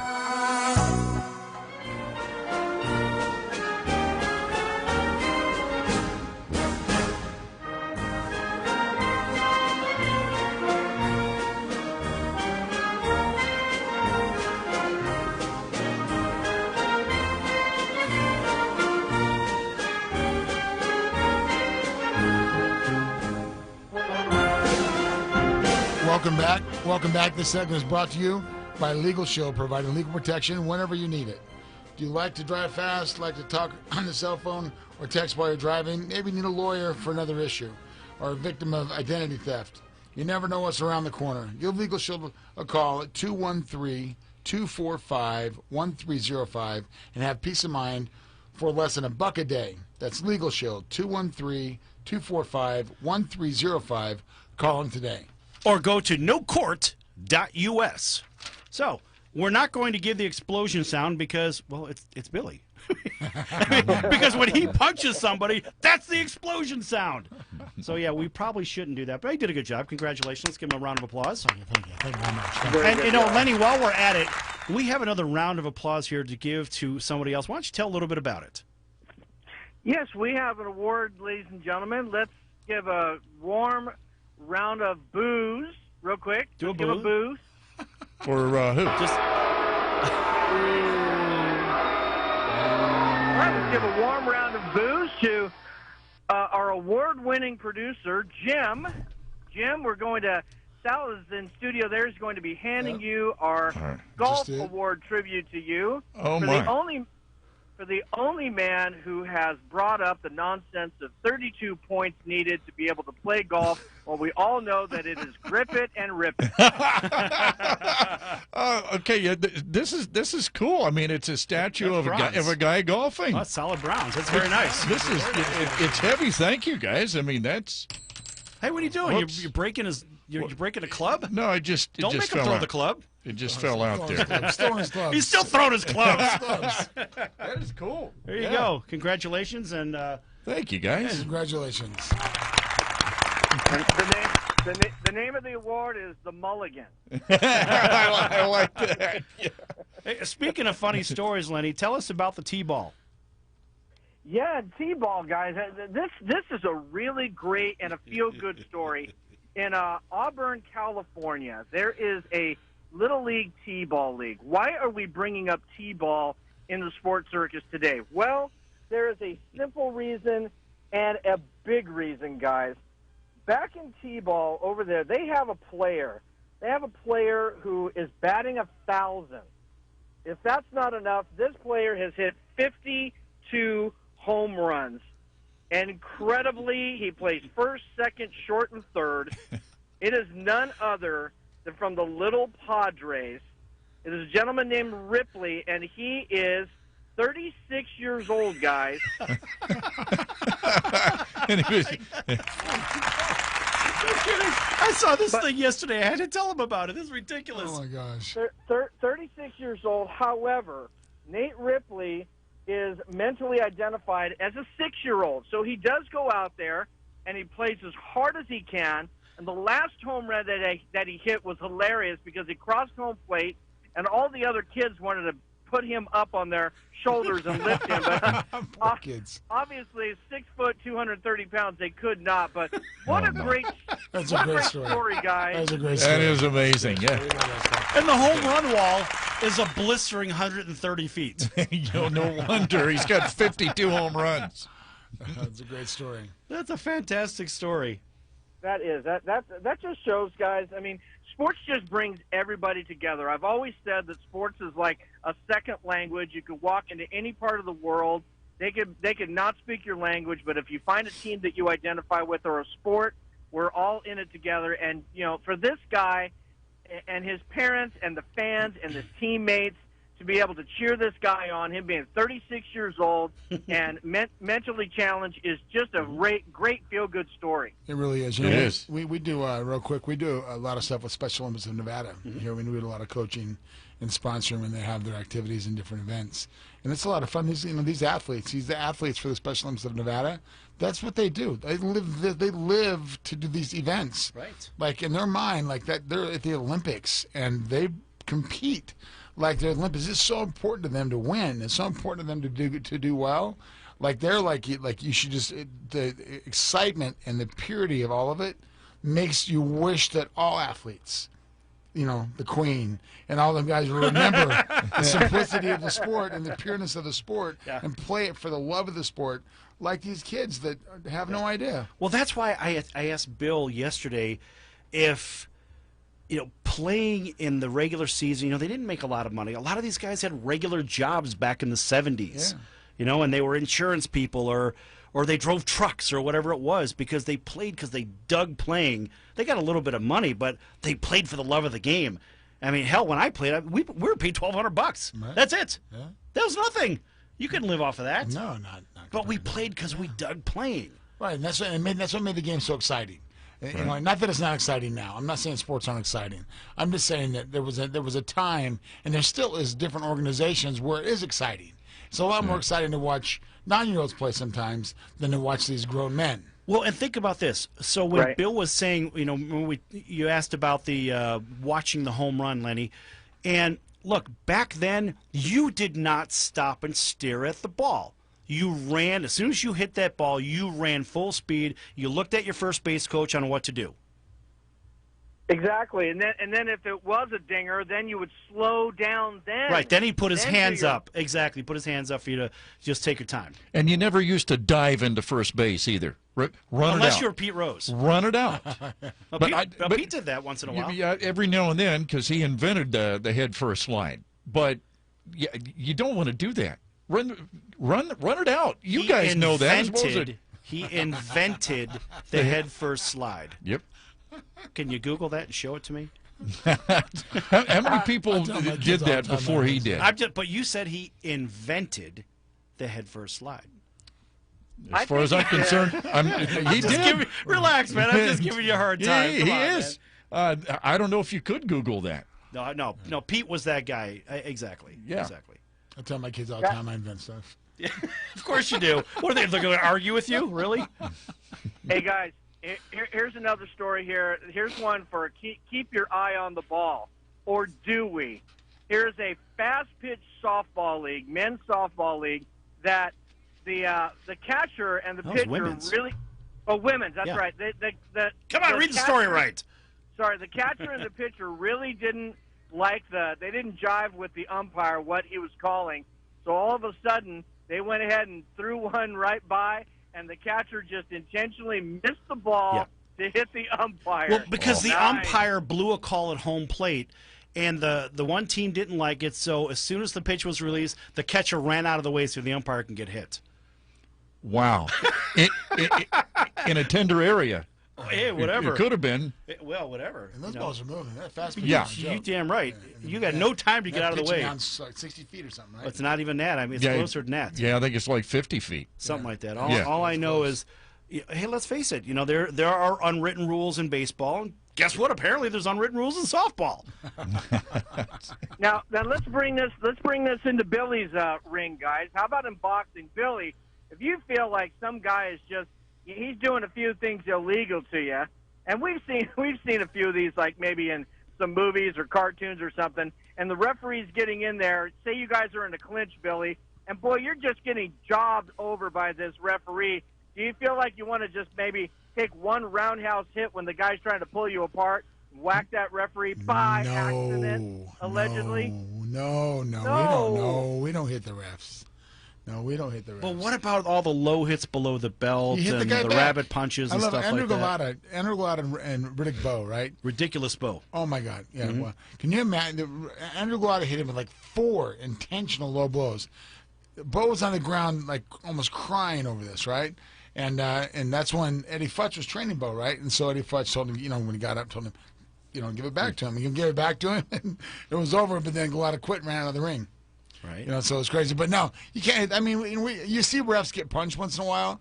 It looks like it probably could be an accident. I've never thought about punching a ref, but I'm sure some people do. I mean, because you do see them get hit from time to time. I don't want to go to jail for manslaughter. Well, yeah, this guy's the human deadly weapon. Standing on the mound and having some really bad calls and being squeezed by the umpire. That's one time where I wish maybe the catcher would have just conveniently let it go. Just hit him hit him in the right spots. Do you remember the movie? Remember The Longest Yard when Burt Reynolds went back? And Oh, they came yeah. up Oh, and they yeah. said, all right, now nobody Part the touch Red him. Sea. Yeah. Right in the gonads. They called it in the nether region, in the crown jewels, and he just went down, and they're telling him, get out of the game. Remember that? And he goes, And then they did it again. Yeah, two Yeah, plays he in a goes, row. I know back what to I'm back. going. Wham, again. I like when Lurch stuck his arm out. I think I broke his freaking neck. Yeah. Yeah. Oh, he didn't say friggin'. Yeah. But we have to because I of the ear. know. Yeah. Boy, do I know. Yeah. Yeah. Right. Yeah. That's a great We don't show. have a dump button here, folks. We have to be clean. Oh, we've got Now, one. Oh, we do? Oh, okay. The- Of course we do. the- Duh. the Every only station does. guy- Yeah. The only guy that I've ever heard of that threw a ball at somebody intentionally in a game at a referee was Nate Tiny Archibald. And I never thought about that until they actually interviewed the guy. And he said, look, I was not getting the calls the way I wanted. Says I drove to the hoop. I had made it look like I did a no-look pass, and I hit that referee right in the face. He did it. He did it intentionally. They did show the replay of it too, and he just hit the guy right in the face, and they didn't change anything. But I mean, at least he got what he deserved. It's not. I mean, some refs they make playing sports impossible. Because it's like they make the refs. It feels like the referee makes the game about them and what they're doing, so they can have the limelight. Or I don't even know what they're doing it for. It's insane. Like, are you kidding me? Are you kidding me? How do you call a call like that? Like you as a fan, you want to run. Well, out that's to like the Ed court. Hockley. Come on, Lenny. Tell him about Ed Hockley. The one that was on the take for NBA basketball. No, the that's NFL referee. The one with the big arms, the big guns. You got to refresh my memory. Dude, every on that. time this guy calls something, he'll flex into the camera. He'll do everything he can. Come on, Yeah. you know what I'm talking He about. loves to show off his guns. It's not Ed Hercules, it's Ed Hockley. Yeah. Right, exactly. So if he's calling offsides on one thing, he's like holding up his arm like he's pointing to the beach. He's like, Yes. offsides on the other team. Notice personal this. foul. Yeah, that was the guy with the blown call against the Chargers. You remember that guy? Yes, doing his most muscular poses. Yeah, I don't, it's like get out of there, Arnold. We've had enough of you. I'll be back.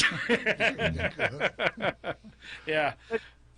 All right, guys, Lenny, you got 10 seconds. Finish it up. All right. Well, for any of us that have played sports, and I know all the Raider fans are saying, Lenny, you're right. I'd love to go after those people. We're going to be picking something about that up in the next segment. We're going to be talking about it on the sports circuit. Are you a small business owner? Are you a small business owner or pursuing the dream of starting your own company? Do you know where to start or how to grow that existing business? The American Business Trust Company has the answers you need. The American Business Trust Company can help you with startup capital, business strategy, sales and marketing, and establishing your company with a physical location or on the internet. You decide. You bring the idea, the American Business Trust Company can help with the rest. For a free evaluation, you may visit them online at abtrustco.com. That's ABTRUSTCO.com, or call them at 657-600-1876. That's the American Business Trust Company, 657-600-1876. Call them today. They can help your business right away.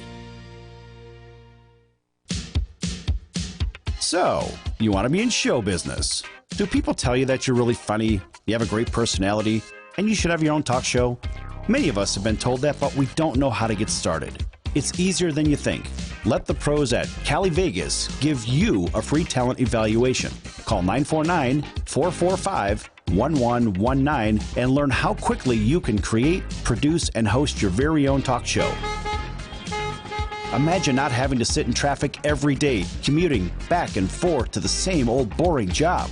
Get started in television or radio today with your free talent evaluation from Cali Vegas. Call 949-445-1119 or visit them online at calivegas.com. Make your dream come true today and create your new career and learn how to become a television or radio star with the help of Cali Vegas. 949-445-1119. Call now.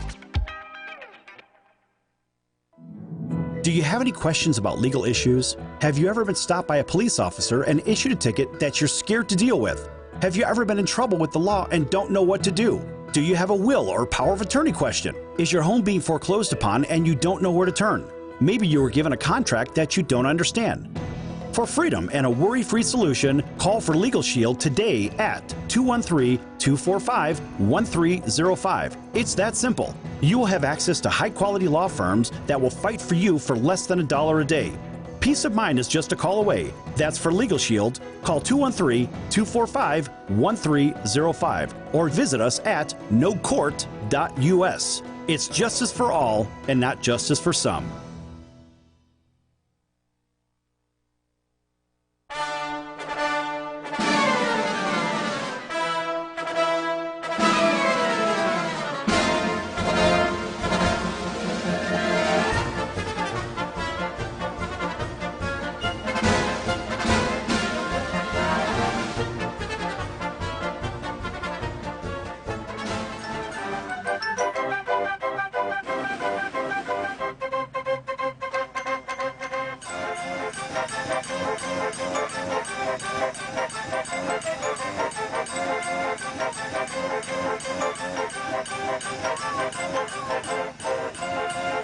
Welcome back to the Sports Circus from sunny Southern California, Las Vegas, Honolulu, and Phoenix.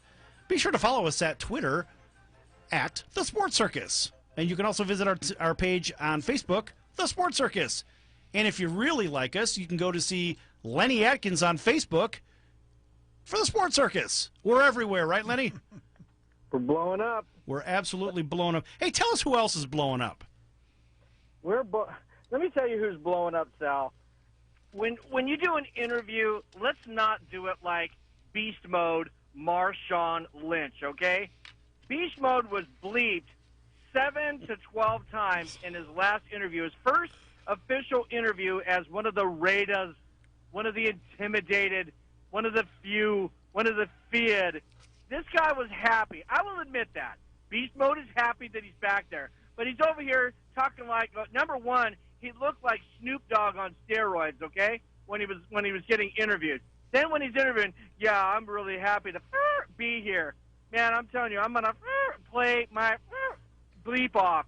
Everything was bleeping this and bleeping that, and I'm thinking, all right now, when is enough that this guy has enough money? Is it right, guys, that when you've made it, maybe you have to conform and you have to be more of a role model for kids, just for people in general, or represent your sport that way? Or do you have the free license to just go off and be who you think you should be?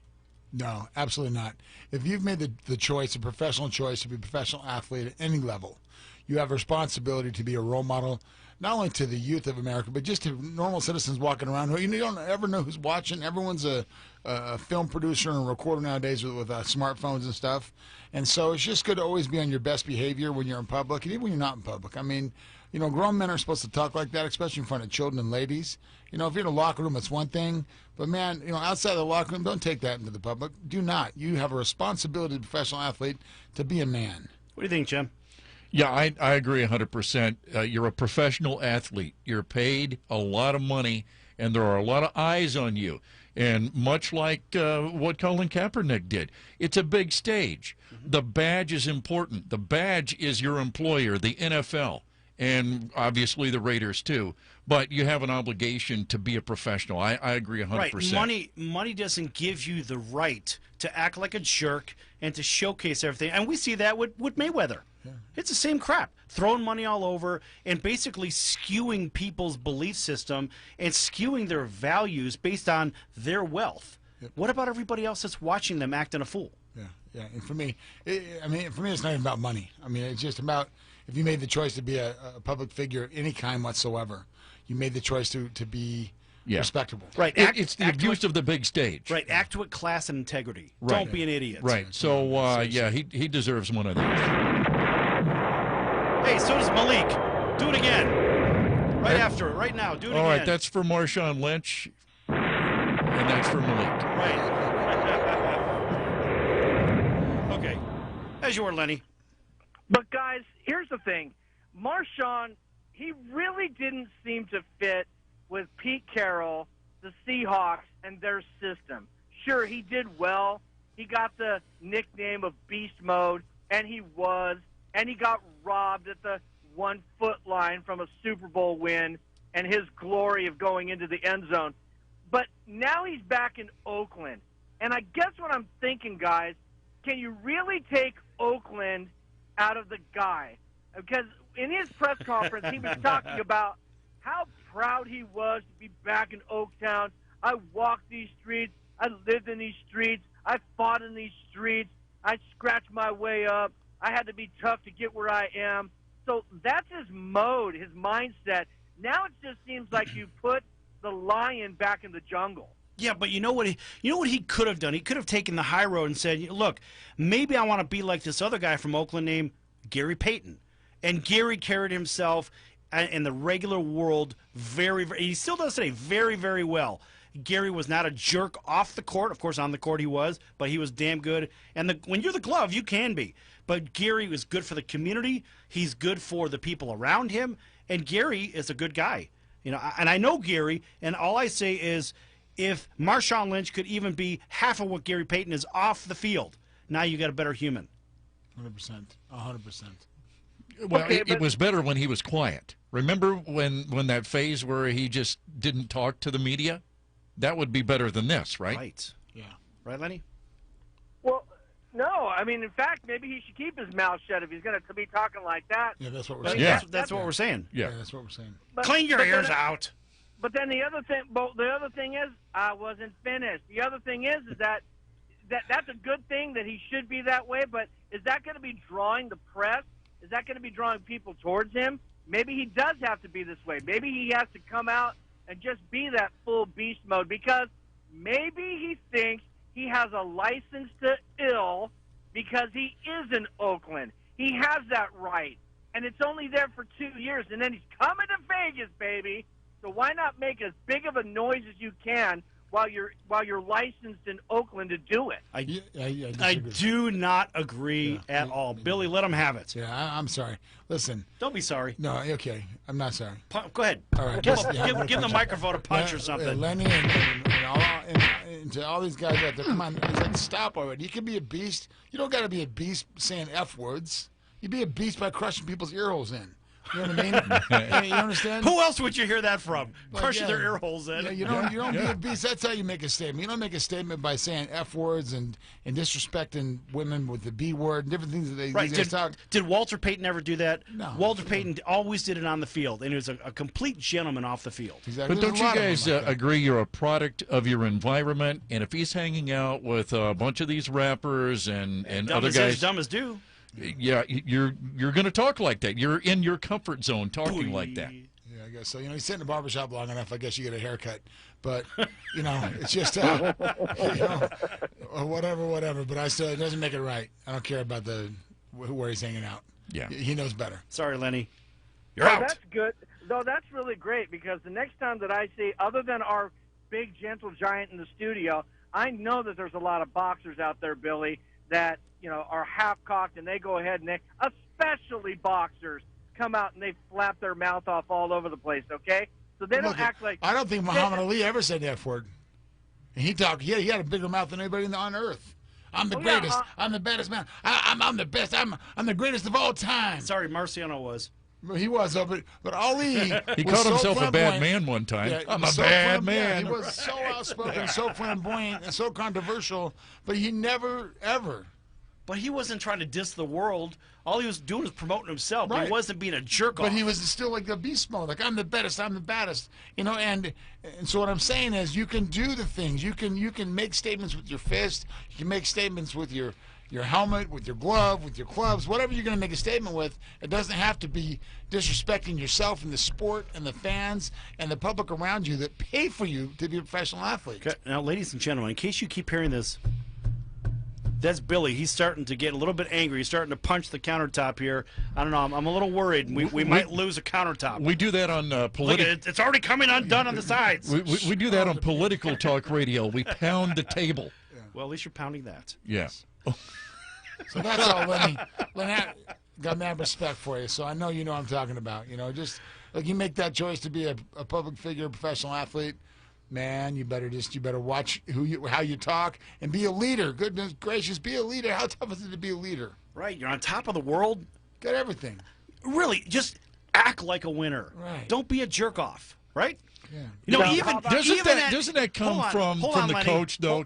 Hold on, Lenny. Even at the University of Notre Dame, when you go down their tunnel, whatever, out onto the field, it says "play like a champion," right? Well, act like a champion. Don't be a jerk off. Right? I agree. All right, sorry, Lenny, go ahead. Maybe you guys are not thinking, this guy, he is a product of not only his environment, maybe he was raised pretty tough, because I did hear that too. He was raised really tough. Some of these guys that come out of single-parent families don't have a dad, don't have a role model, and all they had to do was just try to get tough. All the more reason they should be a role model. So now you're telling them, Billy, to go ahead and take it, to not be who they really are, to conform and get a British accent and begin to hold their hands up. No. I'm telling them to break collarbones, crush people's nostrils, and turn their faces inside out. Be a beast. Do your worst damage in your sport. You don't have to do it by acting unintelligent. Right. Don't be a punk. Remember, play between the whistles. Look, I came from my childhood was bumpy too, and I never used it as a crutch or an excuse to make bad decisions with. Believe it. A lot of people got bad childhoods. A lot of people come from rough neighborhoods, and they make good decisions. Great point. That is true, but I'm just saying, what are we doing? Are we just saying everybody has to be? Hold on, Lenny. Go ahead. Okay, I'm trying to be polite with the applause. Your product of your environment, right? All right, please continue. No, that was okay because I like applause in the middle of my sentence, Sal, to qualify what I'm saying. All I'm saying is that you can't really say that that this guy or any other guy has to conform to the way people perceive that they should be. No, they don't have to. They don't have to. No, they don't. Well, heck, look at Rodman. I mean, Rodman was a great basketball player, great rebounder, but a head case. And what do we remember him for? Half of him being a great basketball player, and half of him wearing a dress and coloring his hair. Didn't he date Madonna? He dated Madonna too, right? Yeah. So Carmen Electra, actually. He did all right. That's the difference. Yeah. So listen, I'm not disagreeing with you. People can act however they want to act. I'm not saying they should act a certain way. I'm just saying we have a responsibility. Okay, we have a responsibility as professional athletes. When you make that choice, you make the choice. All right, Lenny. Lenny, you're disagreeing with me. It's okay. He's going to disagree, and guess what? We're going to have to hold that one off for the next segment. In the next segment, we're going to have a fun one, and I know you have some more material for us. So come back to the Sports Circus in just a couple minutes.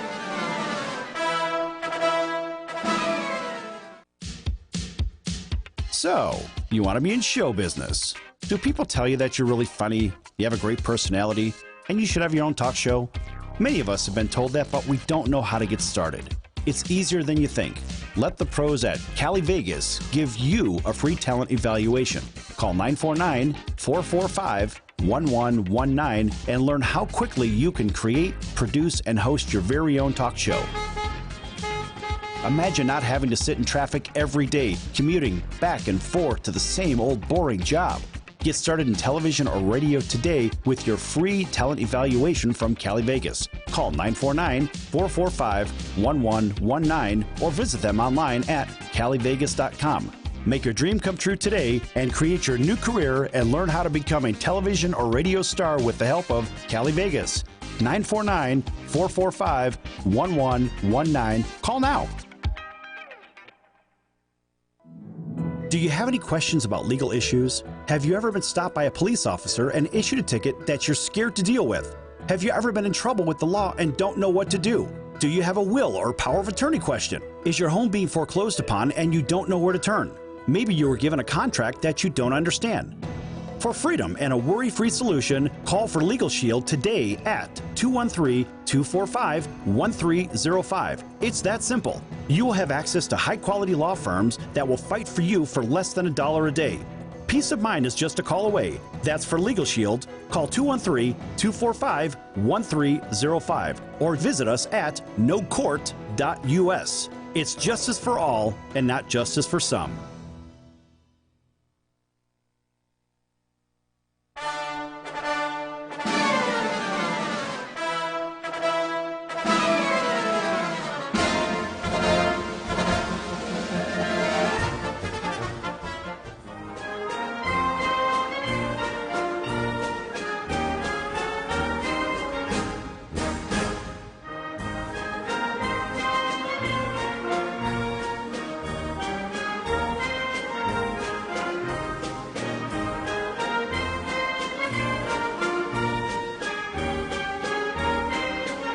Welcome back. This segment is brought to you by the Social Register of Las Vegas, the only private business networking organization in Las Vegas, bringing decision makers together for over 23 years. Call today, 702-256-0123, or visit their website at www.socialregister.com. Beautiful. Thank you, sir. That's after 56. He's making life easy on me. That's By the way, after that 56 is pro fights. our four-time WBC boxing champion, Bronco Billy Wright. But you can also call him Bronco Billy Wright. Bronco Billy. All right. So Lenny, let's stick with the baseball. Let's go back to the baseball because the baseball was fun, and let's get into a little bit more chaos. This time over, I think it was in Yankee Stadium. Right. And, I just have to say, every time that I hear Billy read a spot, I think of him like having a tankard of ale in one hand and one of the big old drumsticks of turkey in another. Don't forget my Viking axe on my back. Right. Hey, guys, last night was the thrill of victory and the agony of defeat. Yesterday in right field, Yankee Stadium versus the dreaded and hated Boston Red Sox. A ball from the Yankee player is hit deep to right field. It is high. It is far. It is caught. So who caught the ball, guys? Well, it was caught by two people. One, it was caught by a fan in right field who was really close to the wall, and the Boston Red Sox player was jumping up as far as he could to the wall. And old Captain Butterfingers had it right in his mitts, fell right through his hands into the glove of the Red Sox right fielder, third out of the inning. So the fan had it, but he lost it. Ironically, lost it to the Red Sox outfielder. What a crazy turn of events in a matter of like a half a second. Right? Can you imagine the emotional highs and lows of all the people watching, even on a replay? Right? So they're excited. They're excited. Hey, it's a home run. Oh, crap. What just happened? The wheels just fell off. Well, that's the way I was with the Cavaliers last night, but that's a whole nother deal. Really? Yeah. When you're What happened? When you're 6 What feet, happened? When you're 6 feet deep, you're supposed to stop digging. Yeah.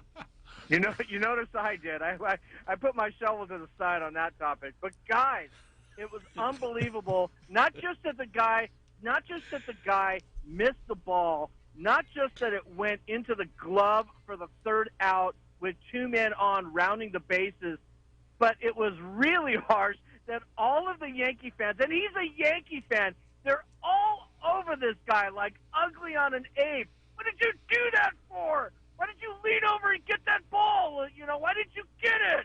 What's the matter with you? And they were showing this guy in the right field stands, and everybody just jeering at him. You know, they were actually coming down the aisle to the front row to see who was the idiot who missed that ball. Word got around on this guy. You almost felt like Bartman-esque, but the Yankees ended up winning that game, so it saved his face. Lenny, remember when you came onto the TV show that one time? Remember the green screen backdrop we used? It was to depict the Raider fans. Remember the guy getting punched in the face? And getting his fist eaten? Yes, the guy was eating a fist. It was the funniest thing going. Billy, I have to show it to you. But anyway, it would have been great if the Yankee fans punched that guy for missing the ball in the same way, and it was caught on video. Now, how do you feel, guys, what if that was a critical moment? You know, a la Steve Bartman. What if it was, and not that big because it wasn't a playoff game, but what if it was a pretty critical game? What if that would have been the game-winning home run? The Red Sox are up by like 2. They had 2 men on. That would have been a walk-off dinger, and this knucklehead goes to get it like that, and he misses it. At all costs, you get your hands on that ball, and you're not letting it go. Well, we know and Lenny, we know in L.A. that guy would have gotten beat down in the parking lot. Death. He would have got dragged on the streets. Yes. Now, guys, let's get serious though. If it were Billy and his huge hands out there, he would have scooped up everybody with the ball like steam shovels. I would have got the guy on the ball. Billy's hands are so big. How big are they? His hands are so big that he could have gotten 32 people in the palm of one hand, extended it out, and shook the first baseman's mitt from where he sat in right field. And had 7 balls in his other hand like Johnny Bench. He did that. Yeah. With 2 sacred cows to sacrifice as well. You know, I mean that. Is Steve Bartman the most famous fan?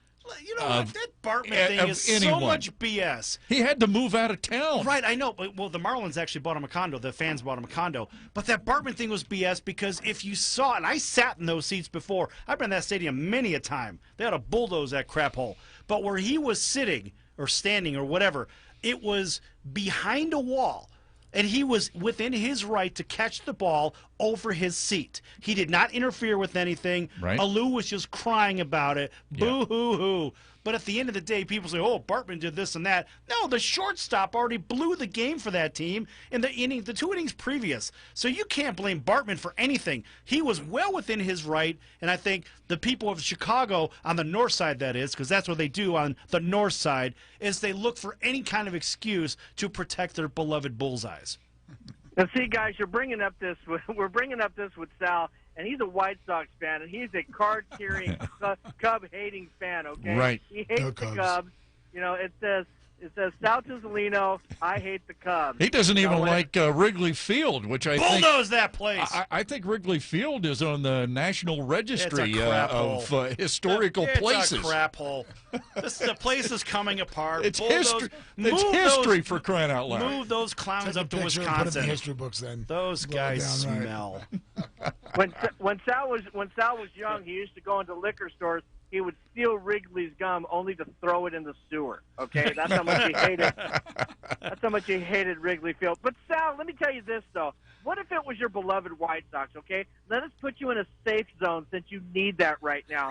Let's go to old Comiskey Park, and let's put you there, and let's say that the same doggone thing happened to the White Sox. Okay, and you're next to that guy. Okay, may not be Bartman, and it's not you, but it's some fan. And he does that, and it made all the difference. And you had that drought for your team and the curse of the Billy Goat on your team, and then you see this guy. Are you honestly going to come to his defense in the heat of the moment? Yes, I am, and I'll tell you why.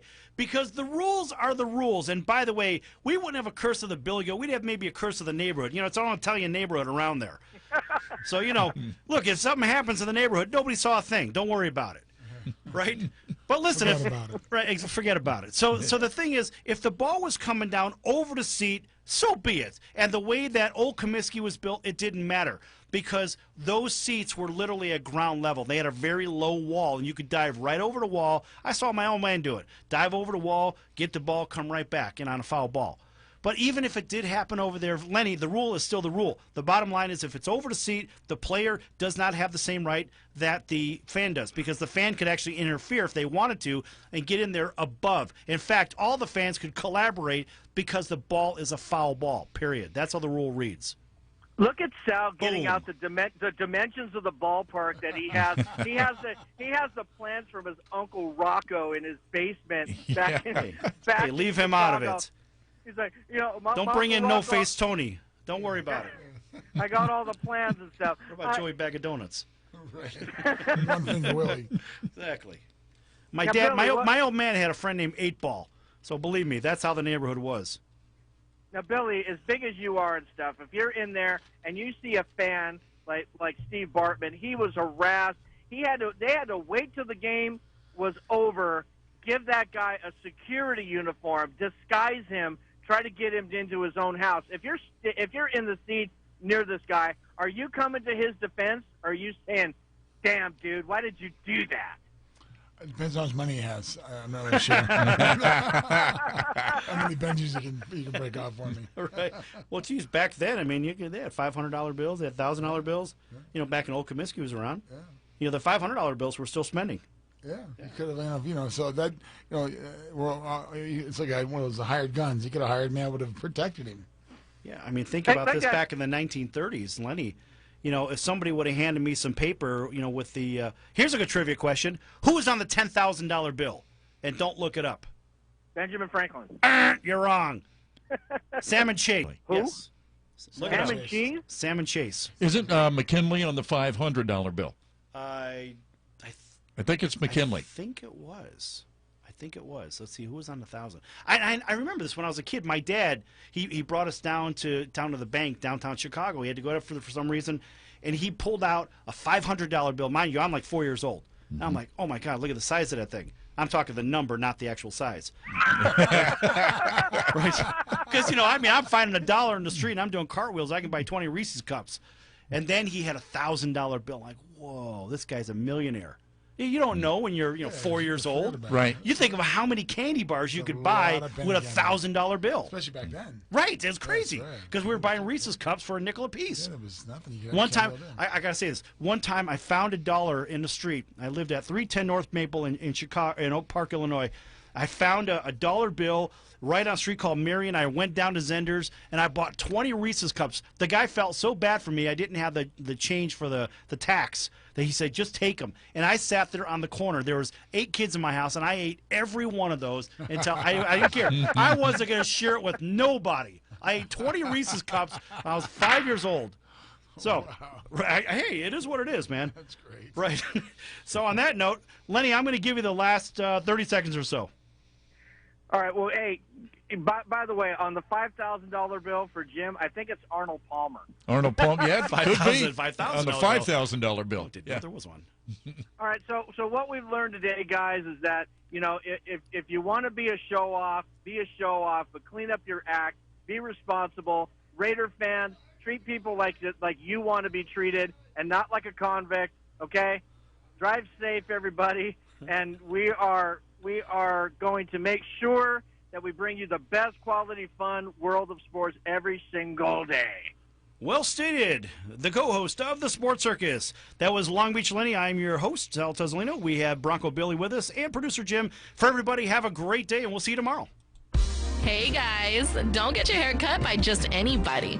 Go to the ladies at C.L. Lewis. That's right, get your hair done by the professional women who know how to make you look good, from your hair to your beard and anything else in between. These KCAA Loma Linda, 1050 AM, 106.5 FM, and now 102.3 FM. Hurting community banks and economic growth. At the close, the Dow 8 points higher, the Nasdaq up 24, enough to end at a new all-time closing high. Shares of Nordstrom today up 10% after the Nordstrom family outlined plans to take the department store chain private, so it no longer has to answer to Wall Street.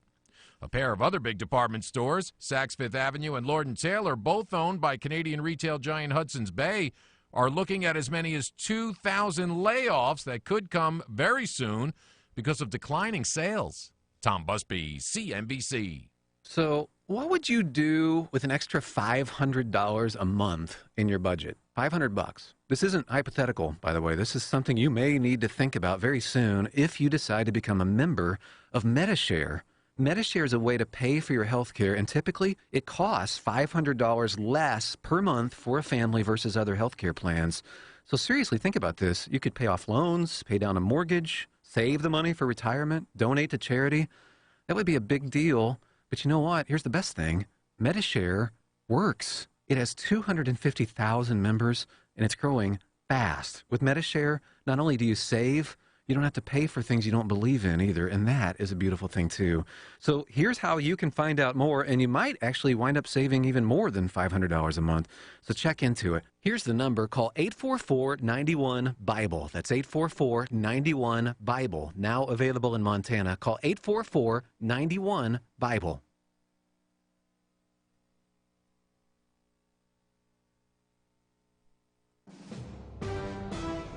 NBC News Radio. I'm Tom Roberts. Former FBI Director James Comey says he has no doubt that he was fired because of the Russia investigation. Comey testified in a hearing of the Senate Intelligence Committee. I was fired in some way to change, or the endeavor was to change the way the Russia investigation was being conducted.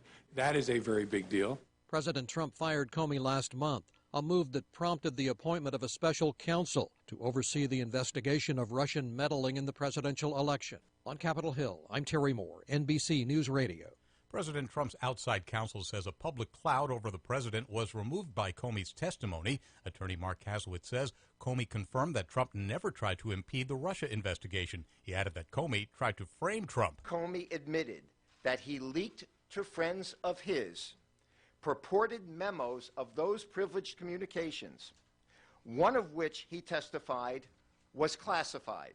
House Republicans are rolling back many of the financial reforms that were passed in response to the 2008 Wall Street meltdown. After House passage today, the bill faces an uncertain fate in the Senate. Republicans say Dodd-Frank has hurt businesses and economic growth. Democrats call the GOP measure a big gift to Wall Street and argue that it will hurt average Americans.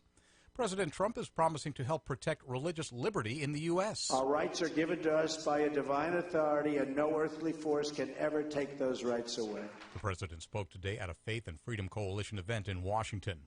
At least one person is dead and over 10 others hurt in a bus crash in suburban Atlanta. The bus was carrying high school students from an Alabama church on their way to the airport for a trip to Africa. 2 of those hurt are reported to be in critical condition. Joe's Crab Shack restaurants are going belly up. The owner of the casual dining chain filed for Chapter 11 bankruptcy protection this week due to falling sales. You're listening to the latest from NBC News Radio.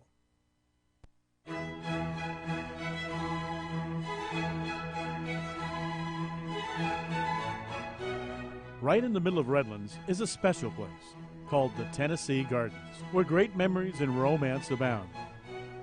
Under fragrant magnolia trees, beside seasonal flowers, and next to its whimsical ponds, brides and grooms begin their lives together and events are celebrated. With over 25 years' experience, its award-winning professional staff, led by executive chef Michelle, owner of Michelle's Bakery, create mouth-watering cakes and events.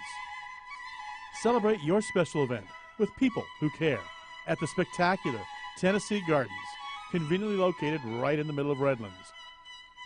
Make a no-obligation appointment to find out more about Tennessee Gardens. Call 909-793-5311. That's 909-793-5311.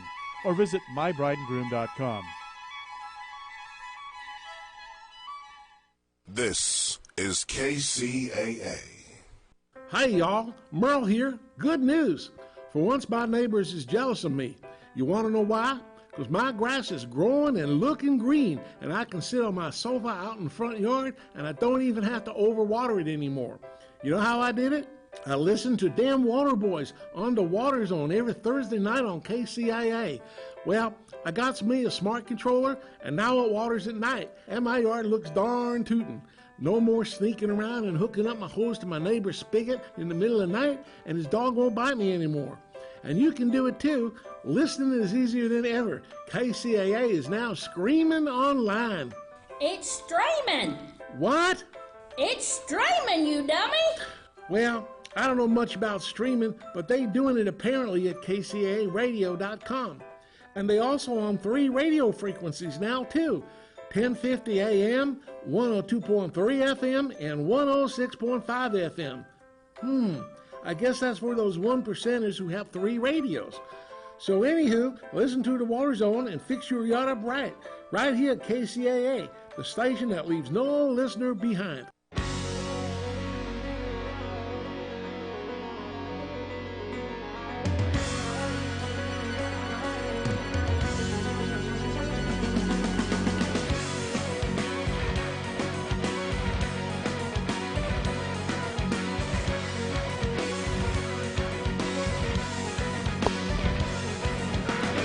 Live from the NBC News radio broadcasting studios of KCAA 1050 AM, 102.3 FM, and 106.5 FM, located in beautiful downtown San Bernardino, California. Thanks for tuning into the Water Zone Show. Good afternoon. I'm Rob Starr, along with Mr. Mike Barron, also known around here as Mikeypedia, and collectively we are known as the Water Boys. Good evening, everybody. Hope everybody's having a good day. Mike, I know you had a great day. I did, and topping it off with this evening's radio show with you, talking about water. I appreciate that. Hey, a couple of weeks ago we had a gentleman named Charlie Wilson on. Yes. And he was the executive director of the California Water Agency Association. And actually it's a water committee, to be proper. And I just wanted to remind everybody that they're having on June 27th, I promise to do this, at 9:30 at the SoCal Gas Energy Resource Center, located at 9240 Firestone Boulevard in Downey, a thing on Are You Ready for Future Water Efficiency? Ah, very good. And it's a good deal. They're going to have they have the City of Anaheim, Glacier Wheel, Eastern Municipal Water, Molten Miguel Water District, Santa Margarita, Long Beach Water, West Basin Municipal. What's going to work, what's the cutting edge conservation, what doesn't, how do we pay for it? It's a good thing to go to, and anybody wants to get some more information, please do so. You can go online and email Julie Ackerman at Ackerman, JACKMAN, at SoCalWater.org, and that's the best way to get a hold of them. And it's on June 27th from 9:30 to 2 p.m. So anybody who wants to go and learn about what's going to happen with your water and electricity, that's a good thing to go to. So I had to get that out of the way. Very good, very good. I promised the man. And anyway, it's that time again. We're coming up to our 100th episode. Wow. 2 years. That's quite amazing. We thought it was 6 months. You thought it was 6 months. Well, we thought the drought was going to be over in 2015, right? We had to wait another year and a half. That's true. And for our listeners, we're thinking, we haven't finalized anything yet, but we talked last night. We had the whole group of the Water Zone in. It was Mike and myself and Ingy and Paul. And we're talking about what can we do for our listeners to celebrate our 100th show, a 2-year anniversary. And we're thinking about, we can say we're thinking about it because it's not official yet, we're thinking about some kind of contest, and people can write in, and we'll determine what that's going to be, where they can nominate a charity. Yeah, I think it was a school, middle school or elementary school that would like to have the irrigation equipment, the drip equipment, to water a vegetable garden. Yep. And so many of the schools today are using that as a educational venue to teach about science. And, you and I have each together and independently been at schools where the kids tell us how much they enjoy seeing these tomatoes or bell peppers or onions, grow, and they see the water, they see the nutrients being transformed from where they are in the dirt and the ground, and with water and sun and photosynthesis.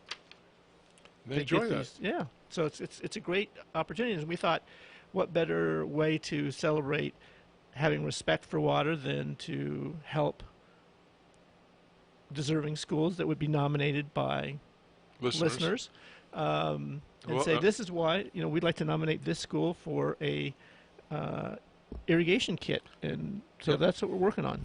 And hopefully next week we'll have an answer to that and see how we can do that. But I think that's a good thing to do. And it's just a nice way of rolling down into the thing and doing it for Smart Irrigation Month, which is in July. That's right. And Smart Irrigation Month is an event that's month-long that is sponsored by the Irrigation Association and the various manufacturers that are members of the Irrigation Association. And we'd just like to remind folks that July is the month of peak water use for urban communities and probably for ag communities as well, because that's when it gets the hottest. We have the least amount of rain in so many parts of the country, and we use the most amount of water for irrigation purposes. Right. So we'll finish discussing that next week, and hopefully by Thursday we'll have some rules and regulations and start the process. So let's go into the news a little bit, and we'll bring on our special news person, the purveyor of Maven's Notebook, Miss Chris Austin, all the way from up north. Santa Clarita. There you go. Oh, Hello, guys. How you doing? Great, Chris. Good to hear your voice. Congratulations on making it to 100 episodes. Well, thank you so much. Yeah. So when is that date? We're going to estimate. Well, actually, it's probably like the 20-something or other of June.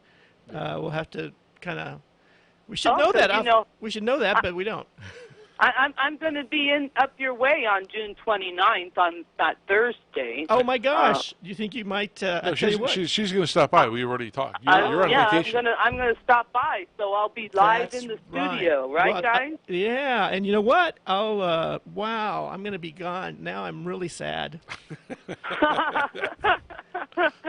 Oh no! You're going to have to come back again when I am here. Mike's going to be on the East Coast. Yeah, I'm going to be actually helping my daughter move from Virginia Beach, Virginia, to somewhere near Baltimore, Maryland. She's going to be going to graduate school at Johns Hopkins University. So, well, how exciting! So yeah, that's a neat step for her. And but it's a tough choice, my daughter or the Maven of water. You know, it's I tell you, you rank right up there, Chris. I remember, Chris, after you did this first show, and then you were in Nevada, and I brought you onto the show during the thing, and you were sitting there, and I go, Mike, do you know who this person is? And I go, no. It's like, oh. Well, actually, I'll make my quick little plug here. I'm going to be down in the area on Thursday because I'm going to be moderating a panel at a symposium on statewide conservation on Thursday that's being put on by the Chino Basin Water Conservation District. So, all kinds of water events, I guess, going on, huh? Yeah, you know, that Chino Basin Water Conservation District, they're very active. Both Rob and myself, we've both had opportunities to present on water conservation and water use efficiency there. It's a wonderful facility, and they have a demonstration low water use plant material demonstration garden that's really top notch, and they keep it very well maintained, pristine. So yeah, that's another reason I wish I wasn't going to be gone. Well, you can always call in. Yeah. Hey, so tell us, I hear about a lawsuit by the Aqua Alliance against DWR. Oh yeah, they're looking for records.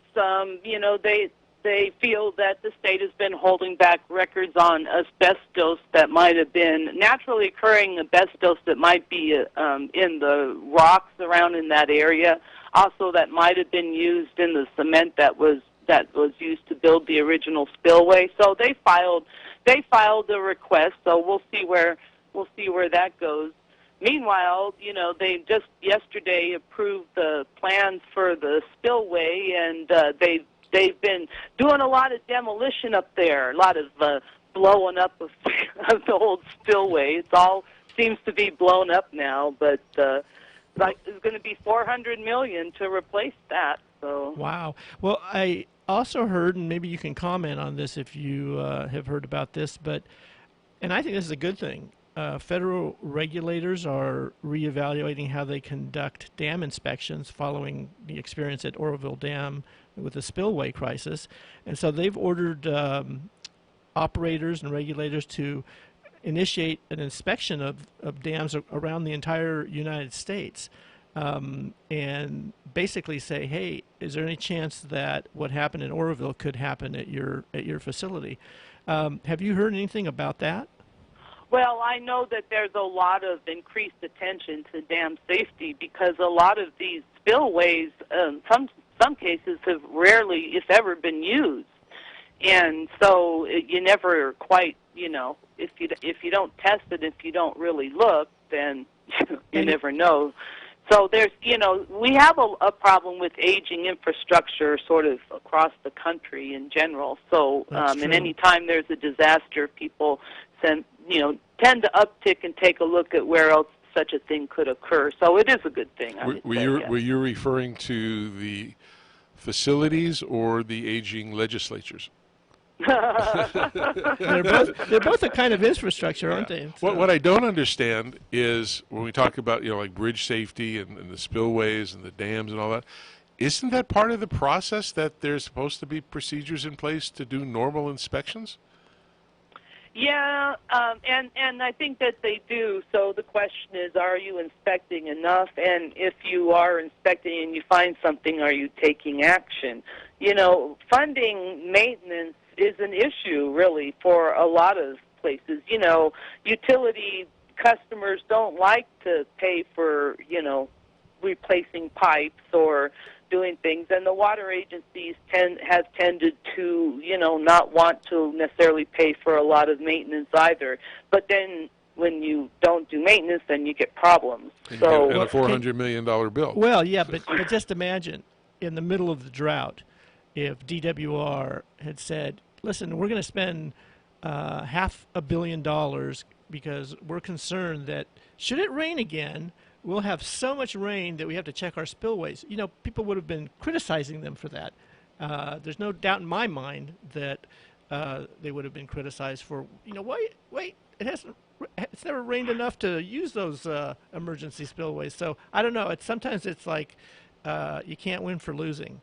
But yeah, and as they say, you live life forward and you understand it backwards. So if you could, go back and do it in reverse, wouldn't it be all much better?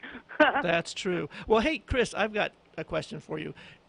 With respect to all of the water news and water information that you have collected and are privy to, is there some particular good news having to do with water in the state of California that you care to share? Well, I think, the PPIC put out a report today that talks about the lessons that we've learned from the drought. And I think that, I think the good news was that the residents, really overwhelmingly responded to the drought and to the conservation. And they have some recommendations, but overall, it's nothing really too surprising. They suggest that there be more coordinated water shortage planning and continue the regional approaches. It, suggests utilities need to improve their rate structures. If you don't have the right rate structure and you have a lot of strong conservation, it can cause problems. But, what was interesting that they pointed out is that, utilities need now to plan for and balance long-term water use and drought resilience, meaning a lot of people changed over their landscapes to low water use, so that's good because they're using less water, but that means that the water that they are using, we refer to that as hardening the demand. Mm-hmm. So one of the things that people that we have to pay attention to now is that since a lot of people converted their lawns and are using less water, maybe they have drought-tolerant landscaping or whatever, that's going to inhibit the ability to respond quickly to droughts in the future. Yeah. Because you can tell people stop watering your lawns and you get them to do that, that's a big cutback in water, but, if there's not so much being used, then that's going to complicate things. So, I think the good news is that we've learned some lessons and we can move forward and be better prepared for the next drought. I hear that Sacramento's going to use ground-to-air cloud seeding. Oh, yeah, they're going to step up their cloud seeding program. The interesting thing is that cloud seeding, the studies that have been done, tend to show that it's effective. Maybe I think about a 10% perhaps. It's better than the rain increase. dances. Yeah, in precipitation, so it's amazing. Yeah, rain dances, yes. Hey, but Chris. It's interesting. It's actually one thing that does work, but it's not huge. But Every little bit helps, right? yeah. Well, the trick is in a drought. It doesn't help you much because There's no you clouds. need clouds to seed, right? Yeah, good point. Hey, by chance, have you ever met Jay Lund from UC Davis? Oh yes, I know him well. Okay, because he's. I've been reading some of the articles that you've posted on Maven's Notebook, and he sure strikes me as someone that has a depth of knowledge about water in the state of California. Yeah, he's an engineer, and he's director of the UC Davis Center for Watershed Scientists. So he's done a lot of very sophisticated modeling of the water system, and he really knows his stuff about how the water system moves and the modeling to know what the capacity is in different areas and stuff. He's really quite a smart guy in the UC Davis bunch. Great. Well, hey, Chris, we're going to have to cut off to a commercial interlude, but thank you, as always, for your erudite review of water issues in the state of California. Have a great rest of the evening, and thanks again. And go to www.mavensnotebook.com to find out more about what Chris does, and you will be amazed. Okay, great. Thanks, guys. Thanks, guys. Thank you. Have a nice See week. you later. This is Brooke's yard, and Brooke loves spending time with her kids.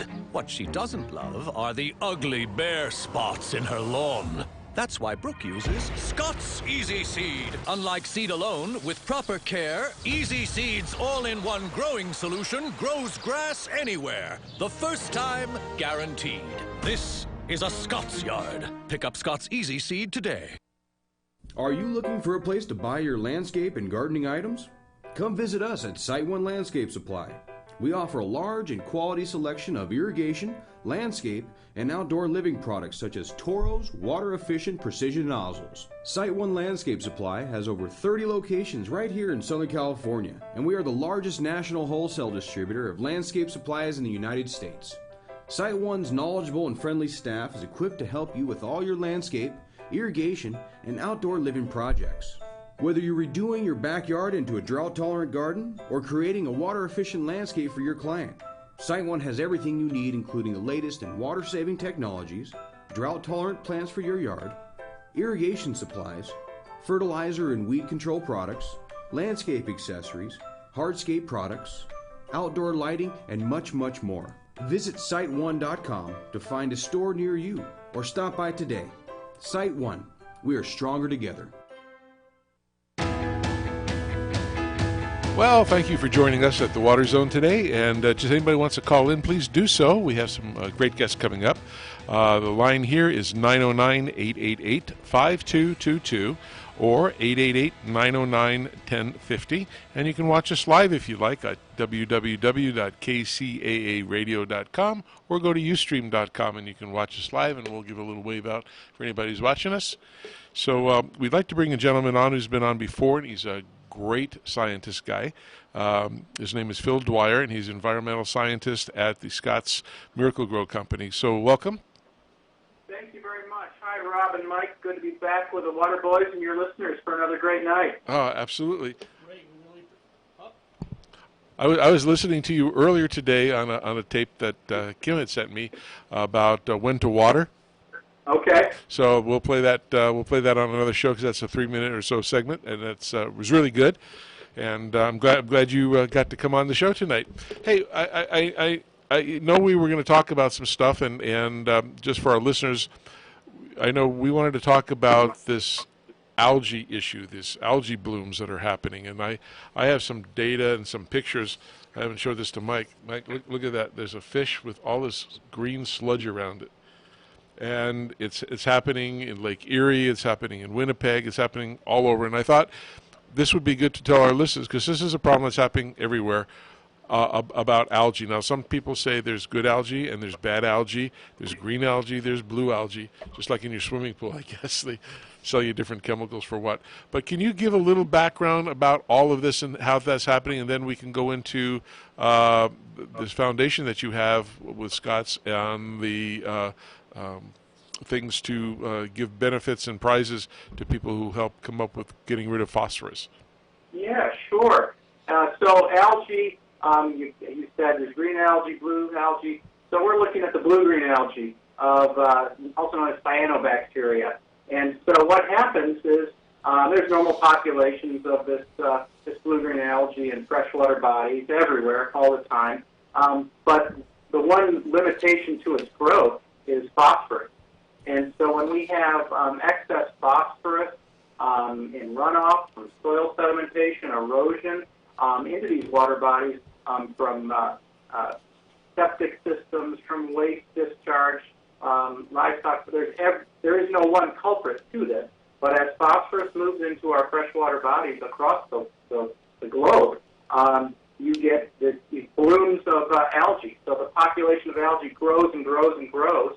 And what happens then, as it begins to die off, it is taking the oxygen, as it's growing and dying off, it's taking the oxygen out of the water. And well, what's that going to do next? Then you're going to have fish and aquatic kills.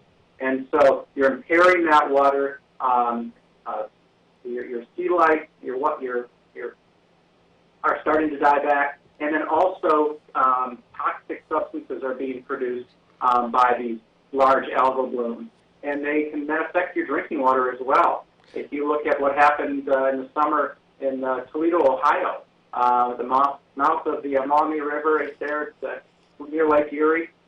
They had toxic algal blooms, and their water system had to be shut down.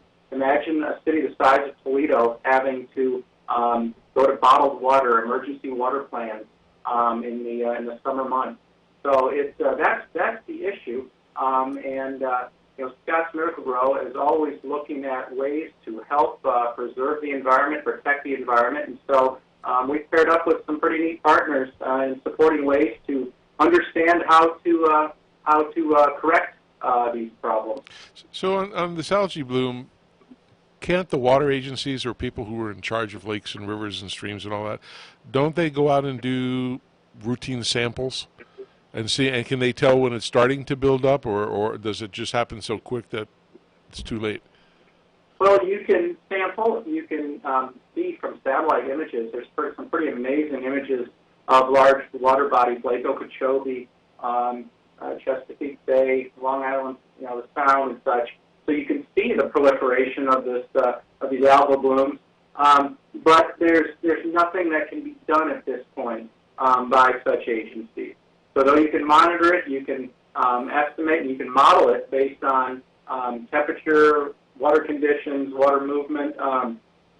In a drought year, when water is reduced, you're going to have a higher population of the blue-green algae, and nutrients are going to be concentrated more. And so the issue is what to do once it does occur. So, well, first question I have is, the blue-green algae, is it is it doing photosynthesis? So it's taking CO2 out of the air and then discharging O2, but then when it dies, something else happens, or is there a different process that the algal blooms undergo? Well, it is, and we think about it as when it's dying, it's decaying. And so the decay process is what's pulling the oxygen back out of the water, keeping it from the fish, and that is what's causing the eutrophication process. It's starving the water of that oxygen as these populations crash, as they begin to die and turn over. I think, as they normally do, the blue-green algae has a short life cycle, and so it's constantly repopulating, but as the population grows, more is going to be dying, and that decay process is the main culprit here.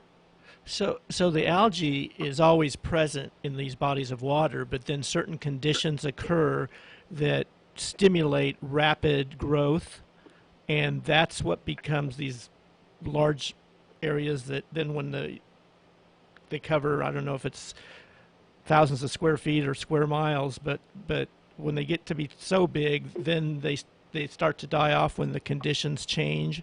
Is that kind of the cycle that? Yeah, and phosphorus is the limiting factor. Without phosphorus, you're going to have much lower, much lower populations, insignificant, part of the normal cycle. But with the influx of phosphorus into our freshwater bodies, you're feeding the microbes. They're using this for their energy source and growing. So when this blue algae comes to be, like I said, I'm looking at this pretty gross picture here of a fish laying dead in a bunch of green slush. So naturally that'll go away, or is there a way to treat this to get it back to health? Like my pool turns green or blue, they throw something in it, and 2 days it cleans it up.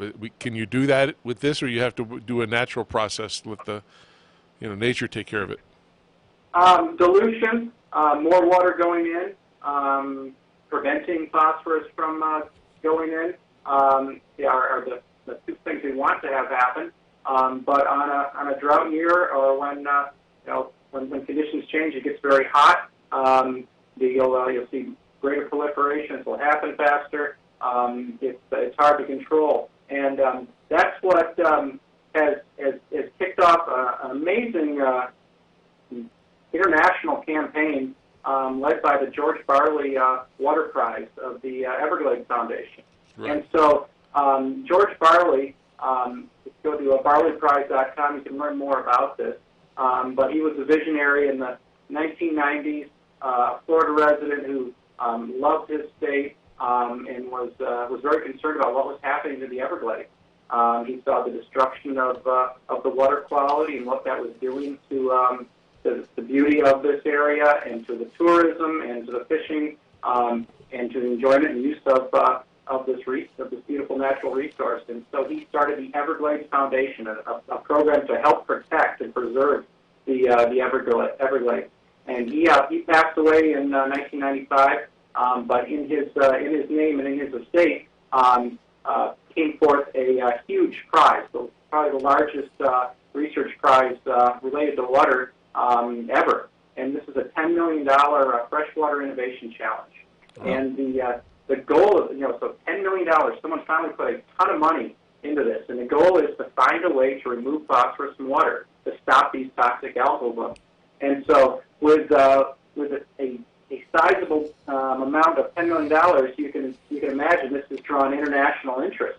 Mm-hmm. And so this program is a 4-year challenge for researchers. 77 research groups from 13 different countries have signed up to try to solve this issue. Is a lot of the runoff with the water, with the phosphorus, coming from pollution from farm runoffs predominantly, or it could be something else? We have to look at, the sources are all combined. And we can point fingers and say this group, and the other one will say it's that group, and it's this source, and it's sewage, or so forth. But we're at a point where how do we solve this? And that's what we're excited about, being able to help solve this. And so that's where the Scotts Miracle-Gro Foundation came in, to be a sponsor of this prize. So we are helping sponsor this prize, administer the program through our funding. So, I just went online to the George Barley Prize Foundation, and you mentioned Lake Okeechobee, and they said they had an issue where that algal bloom stretched across 33 miles of that freshwater lake. So this isn't, that's huge. And trying to add more water to that's going to be a little difficult. So or hey, let's drop in that that I don't know, the magic pill that we do with pools. But do you know if there are any ongoing experiments, or has there been any results? I know this has only started, I think, in 2016.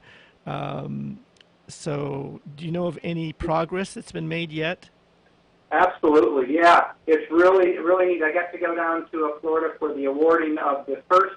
They have 4 stages to this program, and the first one they picked, I think, there are probably 10 different research groups that made the first cut here for stage 1, and in that stage, a group from the Netherlands won the first cash prize to help further support their research effort. And it was fascinating to see the different methods from different places and different, this isn't just university researchers, it's industries, it's innovative individuals who are all looking for ways to help solve this problem. Some are looking at filtering the algae out of the water. Others are looking at removing the phosphorus itself.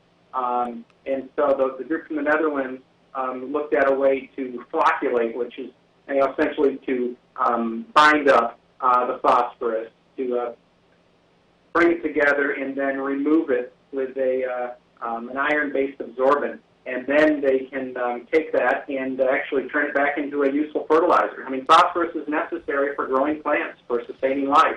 But phosphorus in a freshwater body is going to sustain the blue-green algae, and we don't want to do that. We want it in the right place, not in the wrong place. I know when there's oil spills, you see a whole bunch of new techniques of how they surround the spill, and it's almost like the algae here. Is there methods to do that so they can basically skim it all out? Yeah, well, in the I think the difference would be in the ocean you have oil which is floating, so it's floating on water. It's more at the surface, and then you have the ability to bring in a skimmer to partition off where that oil slick is and collect it and filter it off. Whereas the algal bloom here we're talking about is within the entire body of water, so at depth, not at the surface. So the surface is one dimension, but now you've got to go down in depth. And being in freshwater areas, you can't and be much larger than an oil spill. An oil spill is tens of thousands to millions of gallons, and this is cubic miles of water. And something like you said, the 33 miles across Lake Okeechobee is just such a large area. Little bit different technology, but they're one of the contestants was trying to do that, and they can process 12 million gallons of water a day and extract from that. So they're up there in the running. Well, I was reading about the Nelson River, New England, that they have over 7,000 tons of phosphorus draining into Lake Winnipeg per year. Wow. That's just an awful lot of stuff. What aside from farms and the climate change creating this thing, how obviously people who have homes use stuff on their properties and water it and it goes into the streets and down the drains. What can they do to help prevent that? Excellent question, and that's what we've been leading with at Scott's Miracle-Gro. We know that water quality is essential to have beautiful landscapes, to sustain plant life, and so we've asked the question, starting a decade ago, what are the big steps we can take as the industry leader in lawn and garden? First thing is we removed phosphorus from all of our lawn fertilizers. All of our normal lawn, our straight lawn fertilizers for routine maintenance are now phosphorus free, and that was a big change for us. We'd always had phosphorus in our products, and we looked at it and said plants are really efficient. Turfgrass is very efficient at finding phosphorus. There's phosphorus in most all soil, and so turf can withstand not being fed phosphorus, whereas without nitrogen, you're not going to see the greening and growth that is necessary. So we started to remove phosphorus, and now we're phosphorus-free other than our starter fertilizer, because young seedlings need extra phosphorus for that one seeding, 2 seeding as we're seeding a lawn. So very, very limited and essential need there, but in the rest of our offerings for lawn fertilizers, that's out. Second one is education and application of products. We have wonderful environmental education on every bag of fertilizer, on every spreader. Talking about, all of our spreaders now are fitted with an edge guard system, and this edge guard is just an extra lever on the side of our spreader that restricts the flow, so diverts fertilizer to, say, one side as you're moving along a sidewalk or a hardscape where you don't want fertilizer to fling out evenly in both directions. It restricts it and keeps it off of those hardscapes. And then we have the message of the most important thing to do after fertilizing is sweep up any product that may have gone to a hard surface, because once on your driveway, on a sidewalk, that's where it's most prone to washing off in the next rain and moving into a drain, which will take it to a water body. So definitely cleaning up is essential here. Those are some of the many things that we're in ongoing things that Scott's Miracle-Gro is doing to help protect water quality. Can you stick around? We got some more questions. We just got to take a break from one of our best sponsors, which happens to be Scott's. So stick around for a second. We'll be right back. Okay.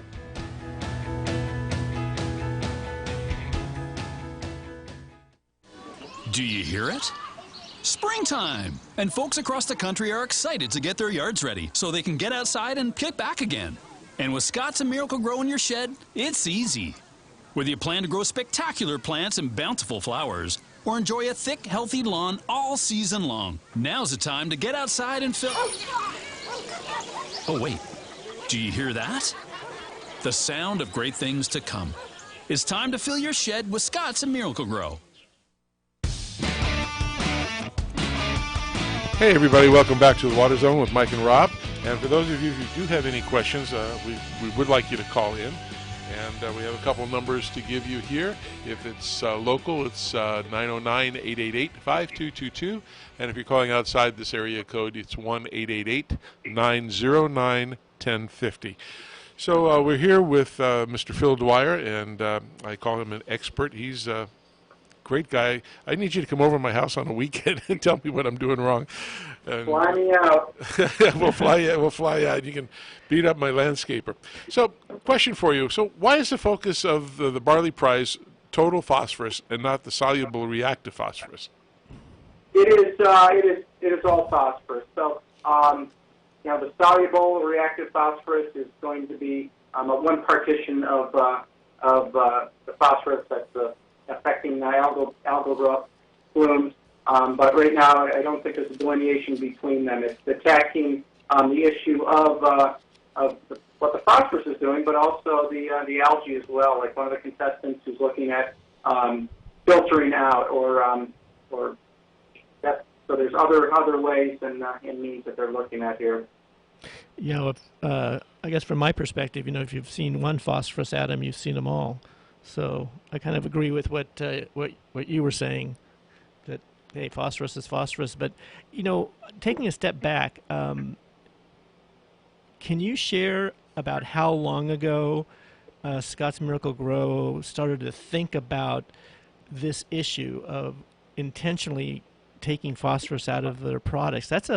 From a manufacturer standpoint, Rob and I work for a manufacturer of irrigation equipment, and we're thinking, wow, that's a huge decision.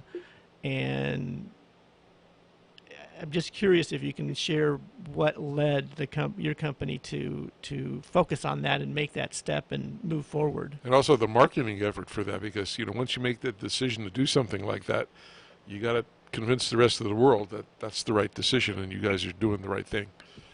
Yeah, well, we saw many things changing, and it was a 10-year evolution of understanding what was happening and asking the question, what could we do to help here? As I said, there's phosphorus in most all soil. In your home lawns, there's going to be available phosphorus. Otherwise, you wouldn't see turf at all. And so the plants are receiving phosphorus, and as long as you're recycling your clippings, it's going to stay in the system. Phosphorus isn't going to volatilize and move off as nitrogen could, back into the atmosphere. So phosphorus, I always tell people, use that mulching function on your mower to recycle those clippings and return the nutrients, the nitrogen, the phosphorus, the potassium, the iron, all of your micronutrients there's valuable nutrients in that grass that you've mowed off. Let's return it there. If you look at the evolution of fertilizer development over the decades, nutrient and fertilizer nutrition, where did our body of knowledge come from? Well, agriculture. And in agriculture, you are looking at maximizing yield. And so, the scientists at the universities and industry over the past century have learned to maximize yield on our grains, our corn, our wheat, rye, and vegetable crops. And we know how critical phosphorus is for yield and such. But if we look at a lawn, we're not looking at yield. We're not looking at seed head production, I should say. We mow it too often, and the design is not to produce seed heads. It's to have a dense turf that can hold soil in place and can be a functional plant to step on, beat up, and enjoy through the summer months, and protect your soil from erosion during the winter when turf is dormant. And so if you look at what are the needs for the nutrients, phosphorus is not as crucial other than at establishment in high rates. And so we began to look at, and ask the question, what happens if we take it out? There were counties, one by one, out in Wisconsin and Minnesota and other places, Chesapeake Bay region, where they were starting to mandate phosphorus limits.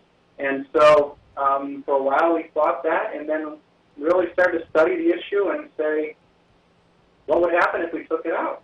And so we removed phosphorus, and the lawns still have been thriving since. Wow. Does the company maintain kind of a person or maybe a team to stay on top of various pieces of legislation throughout the country? Because it seems to me that with more heightened environmental awareness, that there's more potential for communities or counties or states to focus on some of these things that some would consider, not good for the environment, or do you just kind of wait for something to happen and then you react to it? We are always engaged with by region. We have people in our government affairs, our environmental affairs groups that are looking for issues to address, to find solutions to, or to provide knowledge to if an issue is based on conjecture or opinion rather than the science. We want to help provide answers to decision makers, to legislature, to local municipalities, and help influence that. Otherwise, you look at other things that we've done proactively, in the state of Florida, where you have very high water tables, you have very, very high rates of rainfall. We started to see county by county restrictions and mandating, that blackout periods for when fertilizers to be applied, and they started to mandate 50% slow release nitrogen, whereas all of our Florida fertilizers were 30% slow release. And in general, any of our lawn fertilizers have 20 to 30% slow release component in them. Why do we do that? So that it doesn't all release at once and you get a flush of growth. We want to sort of meter that out, slow it down. We protect against burn potential as well. Improve the safety of our products. So in Florida, they were at 30%, and then we saw things changing, going to 50%, and we proactively said, well, let's take a leadership position here and bring all of our products in the state to 50% slow release. And so we're proud to be part of the solution. And the reactionary route, you're going to be behind. Well, has the rest of your industry tagged on to what you've done? Many parts have. And, you look at the elimination of the old 10-10-10s, the 12-12-12s, general fertilizers that aren't designed for lawns. but they were, you look at that and you say, oh, that's a cheap bag of fertilizer. It'll do the same thing. Well, you don't need that much phosphorus in those products, and so those have gone by the wayside as a general as a maintenance product, very much so. My landscaper a couple months ago bought something. I just saw the part of the bag he threw away. It was iron something or other that they put on to green up the grass, but I don't know. It didn't seem to work. You would have been proud of me last weekend. I came home with I guess it's one of your plastic buckets of the Easy Seed, and 5 bags of your black mulch, and some Miracle Grow in the little bags that you stick in the hose feeder. Sure. I was going to take a picture. I was going to take the picture and send it in. So not only do we have you on the radio, but I really do use your products, and they do work. So. We have a building full of people dedicated to making sure they work. From the mulch you described, we look at providing the best colorants, so they give you value over the course of the year. They stay, they'll hold their color through the season. Miracle Grow garden feeder and our plastic called blue powder is a staple of gardening. And ETC is one of our neatest successes. That's actually a coconut fiber in there. It's a compressed coconut fiber that when you wet it, it expands, so it takes the work out of having to seed, rough it up, cover things, hope for the best. It absorbs so much moisture that it really protects those seedlings. And by holding that moisture, you reduce the total amount that you need to succeed. Yeah, I just put it on this last weekend, so. Giving it a little bit of time, and I know my wife is making sure it gets watered like it's supposed to. So 10 to 14 days, you'll see the seeds start to emerge. Yeah, she's really particular about the different colors of the mulch. In the front, she uses the red color, and in the back, she uses the black color. It's like, I try to tell her, can't we just use the one? Why do I have to be specific? That's the fun of gardening. Yeah, each home's its own masterpiece. She's a gardening artist. Yeah, I so you guess. have to give the artist their palette of Well, different I choices. returned the favor. I bought a brand new Toro mower on Saturday with my son. All right, that's good. It was amazing. First pull, put the gas in one pull, and I was off mowing for the next 2 hours. Well, I went and did a vacant neighbor's property for fun. Well, Toro keeps improving their e-cycler. This is an electric, battery-operated mulching mower, and that kind of is to me a combination of two good things. The more I hear about the benefits of mulching your grass cuttings and leaving them on your lawn, the more I want to do that, because I'm not the landscaper doesn't do that today at the yard. So I'm going to try to make that step forward, because we both got to move up from the mow and blow guys we hired to hire real guys. Yeah, that's. Mine came with a free bag, and I said I will never ever use this. I mulch tree leaves. We've done studies looking at up to 15 inches of deciduous tree leaves, and no problem. You cut them up into dime-sized pieces, and you're adding organic matter. You're improving your soil over time. It's just fantastic. So I'm a big fan of the mulching capabilities. I find with the previous landscaper that I had, I bought a mower. I bought a Toro mower. And I'm not saying that because I work for Toro. I bought it because it's a good machine. It works really well.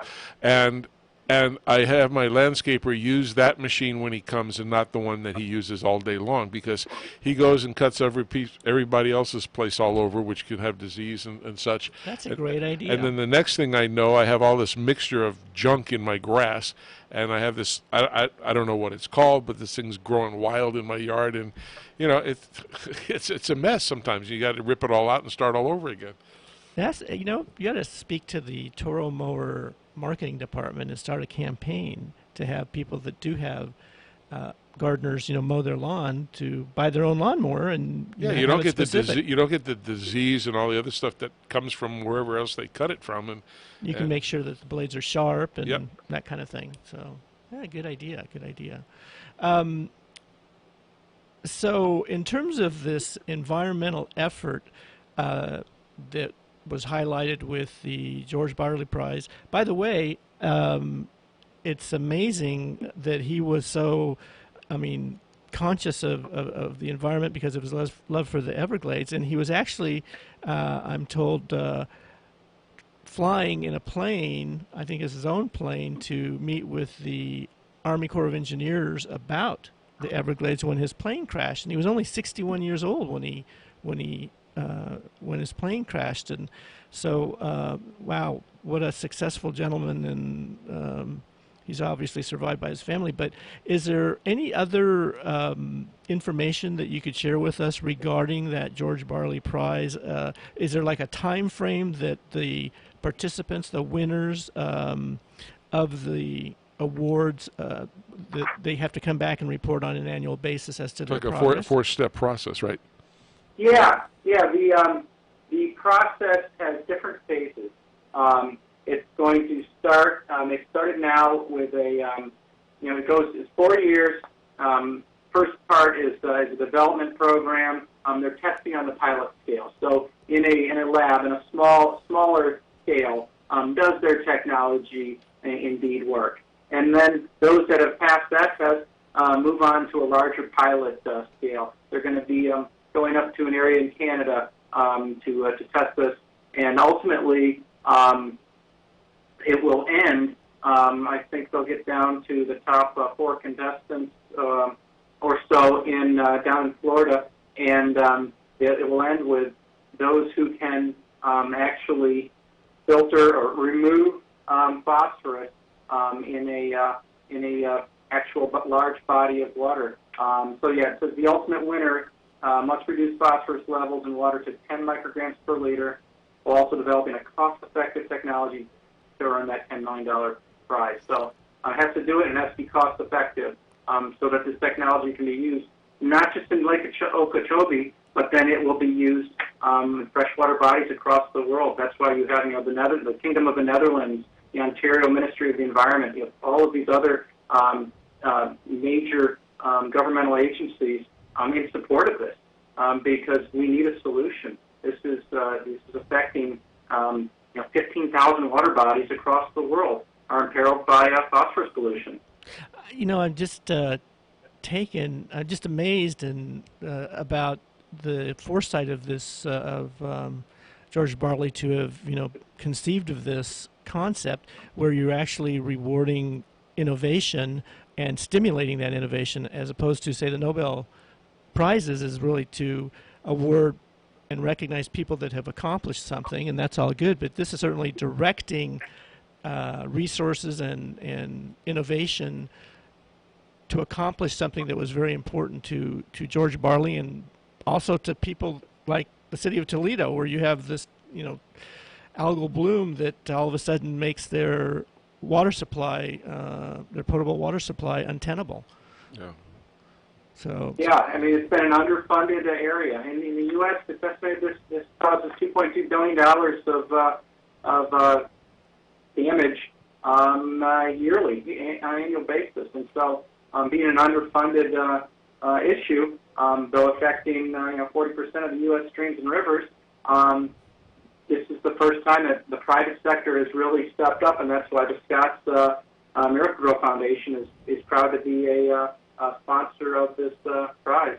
Yeah, that's the other thing too. Is that what a great foundation, what a great initiative for Scott's to get behind, even though it's basically eliminated the culprit from its products. It's not like you've got a lot of phosphorus in your products anymore. Give a lot of kudos for that. Yeah, so that's really quite something. So congratulations, and hats off to the Scott's Miracle-Gro Company for its dedication of resources to this cause. We're going to have to keep track of it now at this point and see how progress goes. Yep. Absolutely. Yeah. Well, the next one in July there'll be, I think, another announcement, and then I don't know in the fall. I don't know the exact dates, but go to barleyprize.com and you can follow those. Maybe we can come out one time and hook up with you guys and take some video and then show it here on the show with you, and because we broadcast video as well, and that might be something really interesting. Well, thank you so much for your very informative discussion of algal blooms and what's being done by Scott's Miracle-Gro to solve the problem. Thank you very much, Rob and Mike and all of your listeners. All right. Thank you. Kylie. Have a good Hey, evening. everybody. We'll see you next week. And remember, the most important thing, think blue. KCAA Loma Linda, 1050 AM, 106.5 FM, and now 102.3 FM. For several years, KCAA has been marketing the Youngevity brand of nutritional and personal care products. Our experience with Youngevity has been 100% positive, so we are pleased to recommend them to you. Regarding nutritional supplements, we recommend Pollen Burst in the berry flavor and Tangy Tangerine 2.0 in the tablet form. For regularity issues, we recommend 3-Day Cleanse, and for